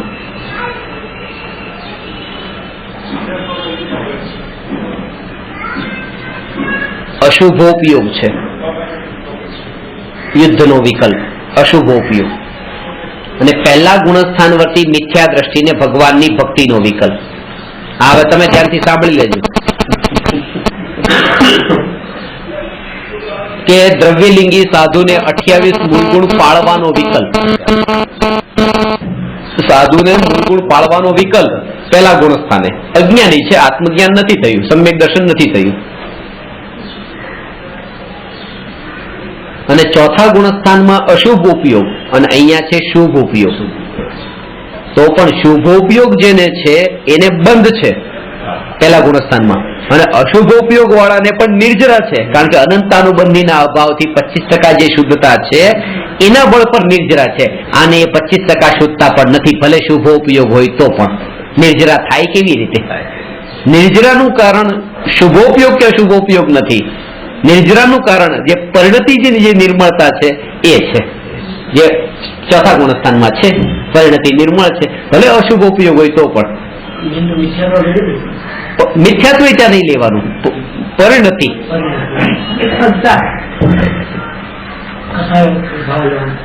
પરિણતિ ચારિત્રની વાત બતાવું છું, કારણ કે ત્યાં મિથ્યાત્વ કહ્યું એ પ્રતીતિની વાત આવી. પછી મિથ્યાત્વ એ પ્રતીતિ છે. મિથ્યાત્વનું છોટું અને સમ્યક પ્રગટ થવું એ તો પ્રતીતિ છે, સમ્યક પ્રતીતિ થઈ. પ્રતીતિ પછી પરિણતિ પહેલા આવે. પરિણતિ અને પ્રતીતિ બંનેમાં જે છે ને, બેમાં આગળ પ્રતીતિમાં સાચી અને ખોટી, સમ્યક પ્રતીતિ અને મિથ્યા પ્રતીતિ. શુદ્ધ પ્રતીતિ ને શુદ્ધ પ્રતીતિ ન હોય, પણ પરિણતિમાં શુદ્ધ પરિણતિ ને અશુદ્ધ પરિણતિ એવો ભેદ હોય. ત્યાં સમ્યક મિથ્યા નહીં, એ શુદ્ધ ને અશુદ્ધ. કારણ કે એના અવિભાગ પ્રતિચ્છેદો ચારિત્ર ગુણની પર્યાયમાં એ ક્રમે ક્રમે શુદ્ધ થાય છે, જેમાં શ્રદ્ધામાં નથી આવું. શ્રદ્ધામાં તો જે થઈ તો 100% શુદ્ધ થઈ. હા, એનો અલગ પ્રકાર છે, પણ એ કષાયોથી સંબંધિત જ છે. બરાબર છે, એ ચારિત્રની વાત છે. આ તો પહેલી વાત કરી કે શુદ્ધ પરિણતિ જયારે હોય તો પ્રતીતિ એ વખતે સમ્યક હોય. સમ્યક જ હોય, કારણ કે શુદ્ધ પરિણતિ હોય કોને? કે જે ચોથા ગુણસ્થાનમાં હોય. ચોથા ગુણસ્થાન સમ્યક દર્શન હોય. એ તો પછી 25% શુદ્ધ પરિણતિ હોય, 50% શુદ્ધ પરિણતિ હોય, 75% શુદ્ધ પરિણતિ હોય કે 100% શુદ્ધ પરિણતિ હોય. શુદ્ધ પરિણતિ જ્યાં છે એ શુદ્ધ પરિણતિ જેના બળ પર શુદ્ધ થઈ છે, એ તો આ સમ્યક પ્રતીતિ છે. પહેલા પ્રતીતિ પછી પરિણતિ થાય, બંને એક સાથે થાય. પણ જે સમયે સમ્યક દર્શન થયું છે એ જ સમયે અનંતાનુબંધી ક્રોધમાન માયાલોભનો ભાવ થયો છે. સમય ભેદ નથી, એ જ સમયે થયો છે. પણ આ સમ્યક પ્રતીતિ એ કારણ છે ને પેલું કાર્ય છે. એટલે એમ કહેવાય કે આના કારણે આ થયું, પેલા આ થયું, પછી એમ કહીએ, બાકી એક સમય છે. આ તો પહેલી વાત કે મિથ્યા દ્રષ્ટિને 28 મૂળગુણ વગેરે શુભ ભાવ એ શુભ વિકલ્પ એ શુભ ઉપયોગના કાળે પણ બંધ છે અને સમ્યક દ્રષ્ટિને અશુભોપયોગના કાળે પણ નિર્જરા છે, કારણ કે એ સમયે જે બંધનું કારણ શુભોપયોગ કે અશુભોપયોગ નથી, ઉપયોગ નથી. આ પરિણતિ જેટલા અંશે શુદ્ધ છે એ નિર્જરાનું કારણ છે, જેટલા અંશે પરિણતિ અશુદ્ધ છે બંધનું કારણ. મિથ્યા દ્રષ્ટિને 100% પરિણતિ અશુદ્ધ છે, બંધ જ બંધ છે, બંધ જ બંધ છે. અને પાછું સમ્યક દ્રષ્ટિને નિર્જરા છે પણ સમ્યક દ્રષ્ટિને બંધ નથી કે છે, કારણ કે તીર્થંકર પ્રકૃતિનો બંધ તો સમ્યક દ્રષ્ટિને થાય છે ને. તો કેવી રીતે? તો કે એ જે બંધ થાય છે ને તીર્થંકર પ્રકૃતિનો, તો આ કે જે હજી 75% જે અશુદ્ધતા છે એનાથી બંધ છે અને 25% જે શુદ્ધતા છે એનાથી નિર્જરા છે, પણ ઉપયોગના કારણે બંધ નથી, ઉપયોગના કારણે નિર્જરા નથી. આ બીજી વાત. હવે આ તો પહેલી વાત, પહેલું ને ચોથા ગુણસ્થાનની વાત કરી. હવે બીજી વાત,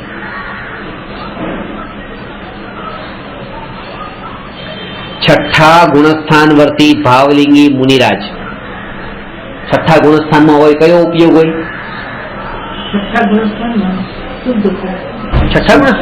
સાતમામાં શુદ્ધ ઉપયોગ, શુભોપયોગ. શાસ્ત્ર લખે છે છઠ્ઠા ગુણસ્થાનમાં, છઠ્ઠામાં આવી ગયા ને એટલે શુભોપયોગ. છઠ્ઠા ગુણસ્થાનમાં છે શુભોપયોગ. અને ચોથા ગુણસ્થાનમાં કોઈ સમ્યક દ્રષ્ટિ જીવ આત્માનું ધ્યાન કરે છે, આત્માનું નિર્વિકલ્પ ધ્યાન. તો આત્માનું નિર્વિકલ્પ ધ્યાન એ કયો ઉપયોગ?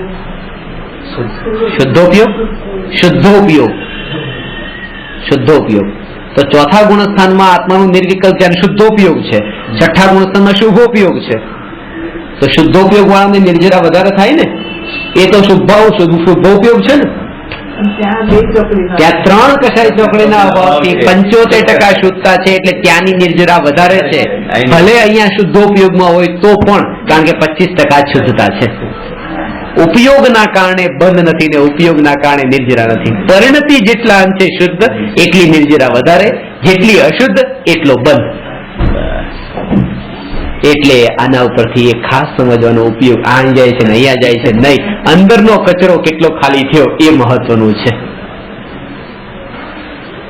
25% વાળી વાત બરાબર ક્લિયર કરવાનું એકદમ ક્લિયર કરાવો કે આપી દે એ તમારા માટે અપૂર્વ વસ્તુ બનશે. અપૂર્વ વસ્તુ બનશે, સાચી વાત છે.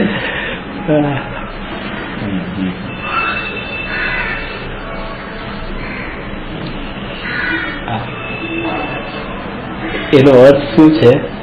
આજે એનો અર્થ એ છે કે ઉપયોગ તો જાય છે, ઉપયોગ તો જાય છે, ઉપયોગ તો જાય છે મમ્મી પાસે, મમ્મીના ભાઈ પાસે, ભાઈના એના દીકરા પાસે, એટલે આમ કરતા કરતા મામાના દીકરા ને એના દીકરા ને બધો ઉપયોગ જાય છે. પણ જે આ રાગનો વિકલ્પ ઉપયોગને લઈને ગયો એ રાગને પણ પોતાનો માન્યો નથી ને જ્ઞાયકને પોતાનો માન્યો છે. આ જે જાગૃતિના કારણે આ 25% શુદ્ધતા છે. ઉપયોગ ચંચળ છે પણ ચિત્ત મલિન નથી. હા, અને એ માન્યતાના બળ પર જ ત્યાં અનંતાનુબંધી વાળો જે કસાઈ એ કસાઈનો કચરો નથી. જાગૃતિના લીધે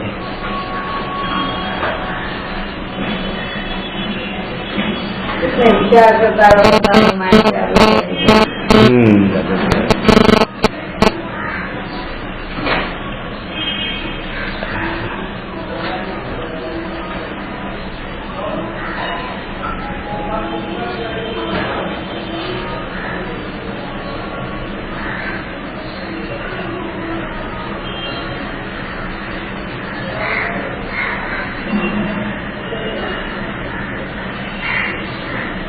હવે આ વાતને આ રીતે, બીજી રીતે, હજી ત્રીજી રીતે સમજો.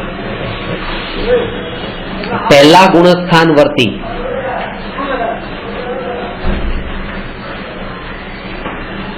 એક મિથ્યા દ્રષ્ટિ, 28 મૂળગુણ પાળવાનો વિકલ્પ છે.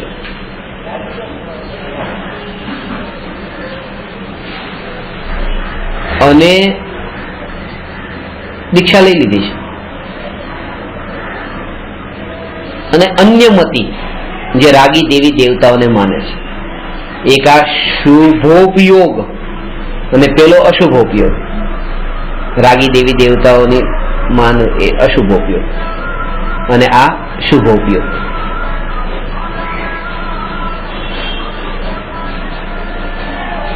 શાસ્ત્રમાં એવા કેટલાય કિસ્સા આવે છે.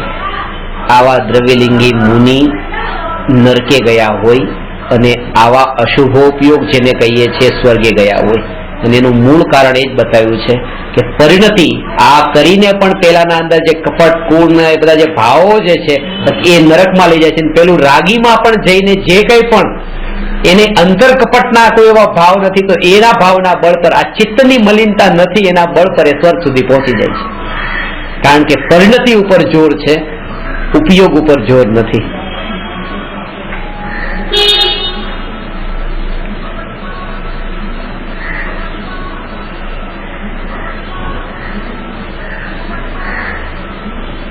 હવે તો જોર ક્યાં આપવાનું છે?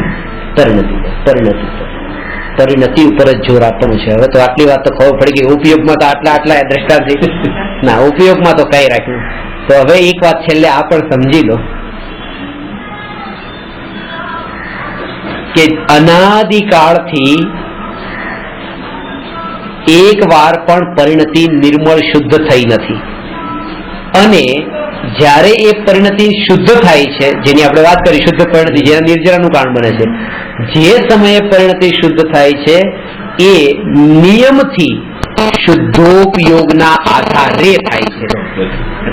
એટલા માટે એ શુદ્ધોપયોગની પણ આટલી મહિમા છે, કારણ કે એના વગર આત્મામાં સ્થિર થયા વગર અનંતાનુબંધી જશે કેવી રીતે? એ 25% નિર્મળતાના બળ પર નિર્જરા થાય બરાબર છે, 75% કારણે બંધ થાય બરાબર છે, પણ એ સ્થિતિ તો આત્મામાં લીન થાય ત્યારે આવે છે. એટલા માટે પરિણતિ આવે કે ચેન્જ કેવી રીતે થાય? હા,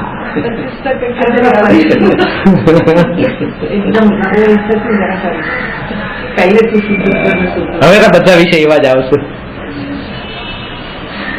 અનંતાનુબંધી કશાયનો અભાવ, બસ એના ઉપર જોર રાખવાનું છે. ઉપયોગ ક્યાં ભમે છે એના ઉપર નહીં. આ વાત તમને સમજાણી ને કે ભલે યુદ્ધ કરવામાં ઉપયોગ જાય, પણ તો અનંતાનુબંધી કશાયનો અભાવ થયો છે કે નહીં? થયો છે. એ ઉત્તમ છે. એટલે આ વાતને આ રીતે તમે કીધી ને, વિદ્વાન લોકો આ વાતને જાણે છે, સમજી લે છે, અને એના બળ પર આમાં સ્વચ્છંદતા, બહુ મોટી સ્વચ્છંદતા પોષાઈ જાય. કેવી રીતે કે ભાઈ જેના કારણે બસ હવે ઉપયોગ તો ગમે ત્યાં ભમતો હોય, તમે ઉપયોગ વિષયોના ભોગોમાં જાય, કે ઉપયોગ પછી પાપમાં જાય, કે ઉપયોગ દેવશાસ્ત્ર ગુરુમાં જાય, કે 28 મૂળગુણમાં જાય, ને ત્યારે તમે રાગી દેવતાઓમાં જાય. ઉપયોગથી શું લાગે? વળગે. બસ અંતરની પરિણતિ નિર્મળ રાખો. પણ પરિણતિ નિર્મળ તો શુદ્ધોપયોગ વિના થતી નથી.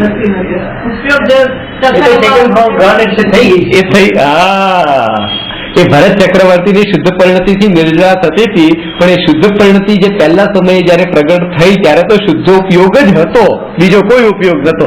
તો જ પ્રગટ થાય. હા,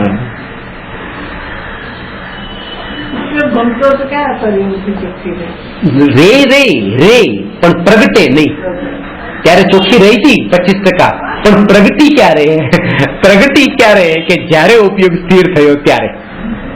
એટલે આત્મામાંથી બહાર આવી જાય તો પરિણતિ કઈ નિર્મળ નથી રહેતી એવું નહીં, નિર્મળ જ રહી છે.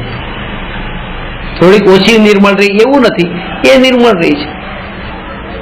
પણ ઉપયોગ તો ફરતો જ રહેવાનો છે. ઉપયોગ ક્યાં? ઉપયોગ તો નિયમથી, ત્યાં શુદ્ધોપયોગનો કાળ જ કેટલો છે? સમય ચોથા ગુણસ્થાનમાં તો, અને મોટા ભાગનો ઉપયોગ તો 12માં જ છે. મોટા ભાગનો સમય તો ઉપયોગ પરમાં છે, અને એટલા માટે બસ એક જ્ઞાનીઓનો ઉપયોગ તો 12માં જાય છે, 12માં જાય છે, દુકાનમાં જાય છે, ભોગમાં જાય છે, બધા પત્ની પરિવાર બધા સાથે રહેવામાં ઉપયોગ જાય છે. બસ એટલે એના ઉપર એટલું જોર નથી આપવાનું. બસ પરિણતિ નિર્મળ રાખો. પણ પરિણતિની નિર્મળતા એ શબ્દ માત્ર રહી ગયું છે. એ પરિણતિની નિર્મળતા એ શુદ્ધોપયોગના બળે થઈ છે. જગતના દરેક પરપદાર્થ, દરેક જ્ઞેયથી એ ઉદાસીનતા આવ્યા વિના ઉપયોગ ત્યાંથી હટે નહીં, સ્વભાવમાં સ્થિર થાય નહીં, અને ત્યાં સુધી પરિણતિ નિર્મળ થાય નહીં. પણ જેને સભાનો અનુભવ કરી લીધો છે એની પછી પરિણતિ બહારમાં ભટકે તો એની પરિણતિ 12માં, અત્યારે જે પરિણતિ 12માં ભટકે છે એ પરિણતિને 12માં ભટકાવવા વાળો, આ ઉપયોગને 12માં ભમાવવા વાળો અનંતાનુબંધી કસાય છે, અને જ્ઞાનીને ભમાવવા વાળો અનંતાનુબંધી નથી, એટલા માટે એ નિર્દોષ છે. ત્યાં અપ્રત્યક્ષ અનાવરણાદી જે 3 કસાય ચોકડી એ ઉપયોગને બહાર લઈને જાય છે. પરિણતિ એટલે શું થશે?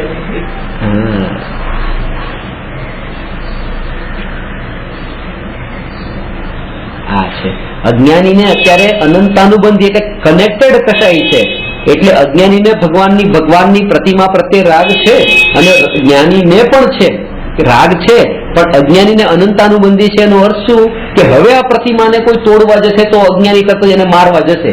જ્ઞાનીને અનંતાનુબંધી નથી, એટલે બસ આટલો જ રાગ છે, એની આગળ ક્યાંય નથી. હવે એની આગળ બધે ક્યાંય નહીં જાય. આ અનંતાનુબંધી છૂટવાનો મતલબ આટલા મર્યાદિત થઈ ગયા. બાકી પેલામાં તો 1, 2, 3, 4 કોઈ લિમિટ ન રહી. એ અનંતાનુબંધી એટલે એનો રાગ ખતરનાક કીધો. અજ્ઞાનીનો દ્વેષ પણ લિમિટેડ છે, અરે જ્ઞાનીનો દ્વેષ પણ લિમિટેડ છે, અજ્ઞાનીનો રાગ પણ અનલિમિટેડ છે. એટલા દ્વેષમાં લઈ જવા વાળો છે. એટલે ચોથા અવસ્થામાં અસંયમી છે પણ સ્વરૂપાચરણ ચોથા ગુણસ્થાનમાં સ્વરૂપાચરણ ચારિત્ર કયું છે ને? અસંયમ છે.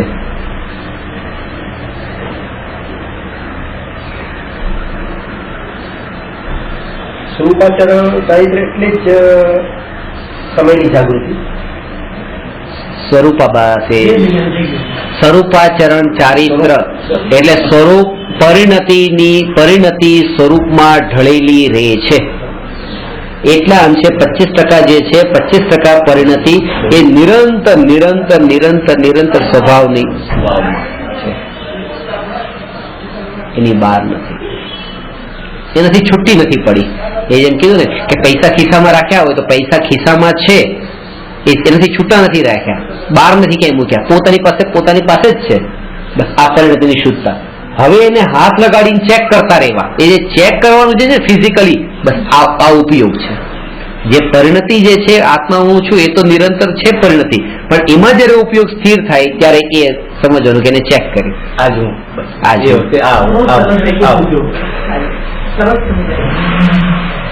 પૈસાથી તો ભલભલી વસ્તુ સમજાય જાય.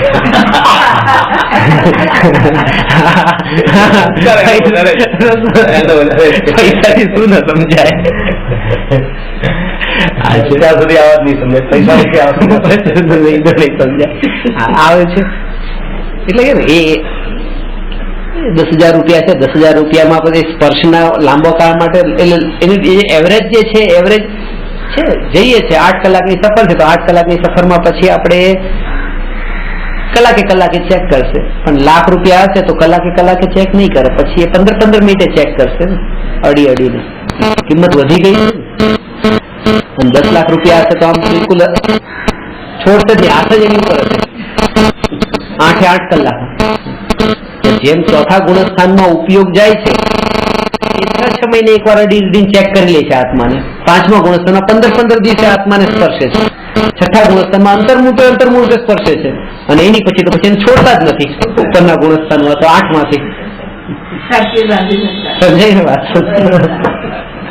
હા,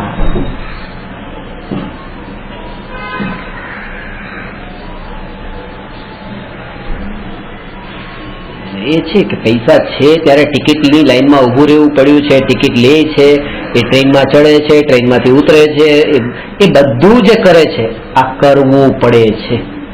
બાકી તો પ્રયોજન તો આ વસ્તુને ત્યાં લઈ જવાની છે, આ જ પ્રયોજન. અને સ્પર્શ ના રે, નહીં તો લઈને કોને જશે? એટલે આત્માને મોક્ષે લઈ જવાનો છે, આત્માની સ્પર્શના રે બસ. અને આ બધું આહાર વગેરે જે કઈ પણ બહારની ક્રિયા આ બધી બસ કરવી પડે છે એવી લાગી, આનંદ નથી.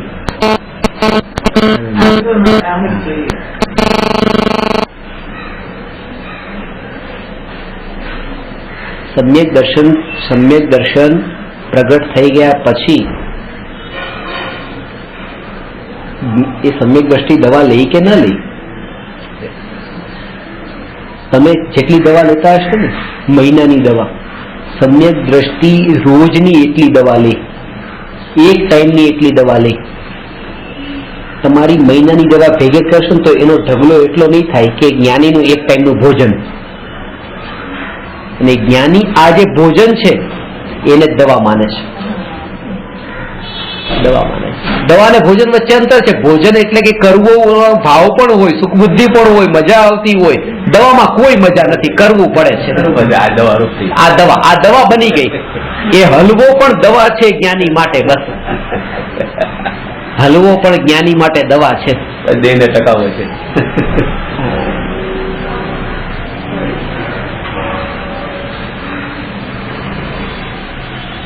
એ મીઠાઈ જે છે એ મીઠાઈ પણ દવા બની ગઈ છે. જયારે અજ્ઞાની માટે દવાને પણ મીઠી બનાવવી પડે. જો કોઈ ઉધરસની હોય તો એને થોડી ગળી હોય તો ફ્લેવર, આ ફ્લેવર કે આ ફ્લેવર, દવામાં પણ ફ્લેવર નાખવો પડે.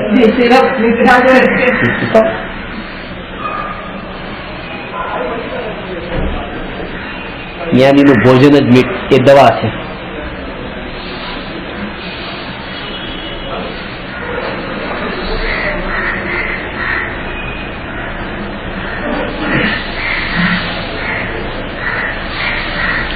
કારણ કે આ દેહને ટકાવવાનો બહુ લાંબો વિચાર નથી કર્યો.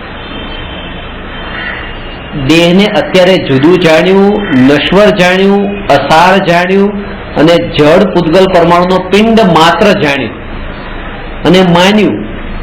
એ અંતરમાં એવું પરિણમ્યું, ખાલી બોલવા માટે નહીં. જયારે તમને એવું લાગે ને કે બહુ કે દવા લેવી પડશે, ત્યારે આ જાગૃતિ રહેવી જોઈએ.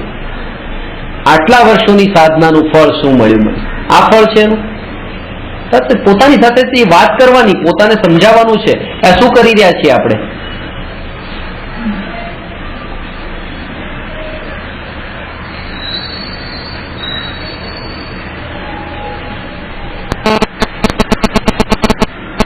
આગળનો વિચાર કર્યો, ભવિષ્યનો વિચાર કર્યો, ટકાવવાનો વિચાર કર્યો, એનાથી પોતાનું અસ્તિત્વ માન્યું, એને આ છે કે ટકાવવું. આનાથી અસ્તિત્વ માન્યું, આ જગ્યા છોડીને જવી નથી, આ દેહ છોડીને જવો નથી. એ જ તે એટલો દુઃખી કરે છે.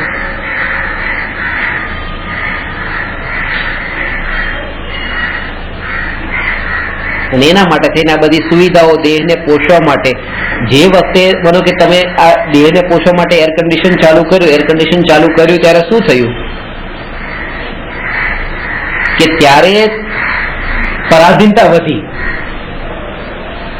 હવે તમારે આજે ચાલુ કર્યું, કાલે કર્યું, પરમ દિવસે તમે એની ગુલામી વધી ગઈ. હવે એના વગર તમે નથી રહી શકતા. તમે નાજુક બનતા ગયા. જેટલા વિષયના ભોગોને વધારે ભોગવીએ છીએ એટલા આપણે વધારે નાજુક થતા જઈએ છીએ. અને એ નાજુક એવા થઈએ છે પછી સવારનો 8 વાગ્યાના તડકામાં પણ નીકળે તો એને સહન નથી થતું. એ પણ તડકો વધારે લાગી જાય છે. આ કોણે આવું તૈયાર કર્યું? આ ભોગની જે વૃત્તિઓમાં જે રોજ ટેવાતા આજે એવી સ્થિતિ આવી ગઈ કે હવે આટલું પણ એ સહજ રૂપે નથી સ્વીકારી શકતો.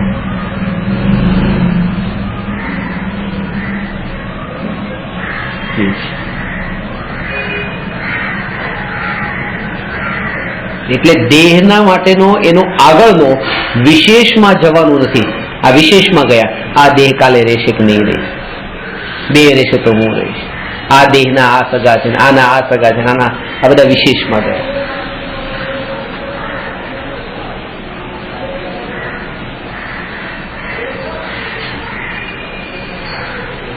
વિશેષમાં જઈએ તો પોતાનું જે પ્રયોજનભૂત કાર્ય છે એ ચૂકાઈ જાય છે. આ જેટલા પણ વિશેષોમાં જઈએ છે,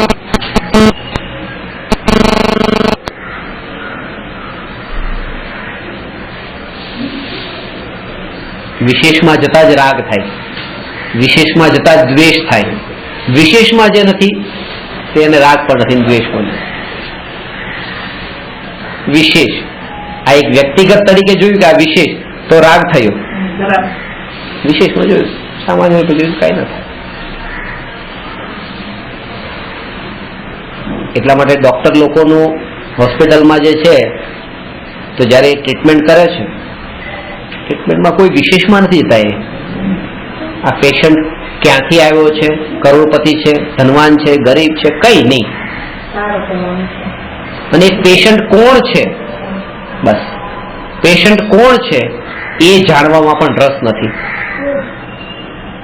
આ વાત ખાસ સમજવા જેવી છે કે આ રમેશભાઈ છે કે આ સુરેશભાઈ નામના પેશન્ટ નહીં.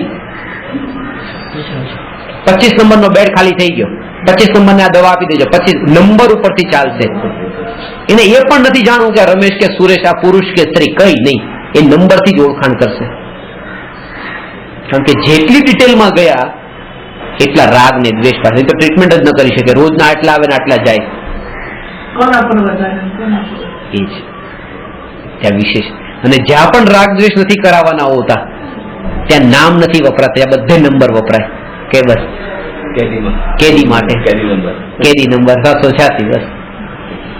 એમાં રાગ તો થઈ ગયો 786 પાછો, કારણ કે આંકડામાં રાગ હતો જ પાછો એના કારણે. કારણ કે જેને રાગ કરવો હોય તો ક્યાંયથી કરશે, પાછો કરવો હોય તો ક્યાં નંબર નો રાગ હોય કોઈ એમ 786 લકી નંબર. એટલા માટે છોકરાઓના માટે પણ સ્કૂલમાં પણ આ જે આન્સર કોપી હોય છે, આન્સર કોપી ઉપર નામ નથી લખતા, નંબર લખે છે. નામથી ઓળખાણ થઈ તો ક્યાંક એવો વિકલ્પ આવશે કે લાવ આ તો આ પણ મહેતા છે ને હું મહેતા, લાવ એકાદ માર્ક ઘટે છે, લાવ આપી દઉં. પણ નંબર હોય તો કોઈ વિકલ્પ નથી. એટલે આ કે પણ અંદરમાંથી જ્યાં સુધી સ્વભાવનું ભાન ન થયું ત્યાં સુધી આ વૃત્તિઓ અંદરથી નહીં છૂટે. ભલે આવો અભ્યાસ કરી લેશે, એ જેલર હશે ત્યાં એટલો પૂરતો અભ્યાસ કરશે, આ પરીક્ષક હશે એટલો અભ્યાસ કરી લેશે કે પણ પેપર ચેક કરવા બેઠો છે કે અમારે આને ઓછા માર્ક ના, રાગ ન થાય, દ્વેષ ન થાય, કઈ નહીં. ચેક કરતો અને 100 કોપી છે, 100 કોપી ચેક કરો, 100 કોપી ચેક થઈ ગઈ, રાગ તો થયો, હા આજનું કામ મારું પૂરું. તો રાગ તો ઉભો જ છે, પેલામાં નતો તો આમાં છે. નહીં તો વિતરાગી થવા જોઈએ ને, વિષય શોધી લે, બસ વિષય શોધી લે છે. કઈ ન હોય ને તો પણ આમ જે વસ્તુ જે છે સીધી એક નંબર છે, એક 9 છે, પછી 8 છે, પછી 2 છે, પછી 0 છે, પછી 5 છે, એમ કરતા કરતા બધા 10 આંકડા છે. જેવો 10મો આંકડો લાગ્યો તરત જ આ મારો, આ નંબર મારો. આંકડામાં તો કઈ નતું, આંકડા તો આંકડા હતા, પણ એમાં જે મારું, હવે કોઈનું નહીં, આ મારું. જે કોઈ સત્તા સ્વરૂપ વસ્તુ જ નથી, આમ કોઈ વસ્તુ નથી. ટેબલ, ખુરશી, પૈસા, ગાડી, સ્ત્રી, પુત્ર, પત્ની એવું કઈ નથી, ખાલી નંબર છે. આ મારું.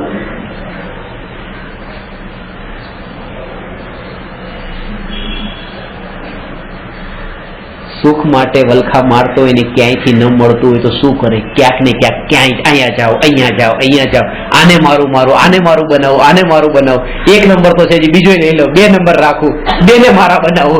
એટલા અંદરમાં નથી મળતું.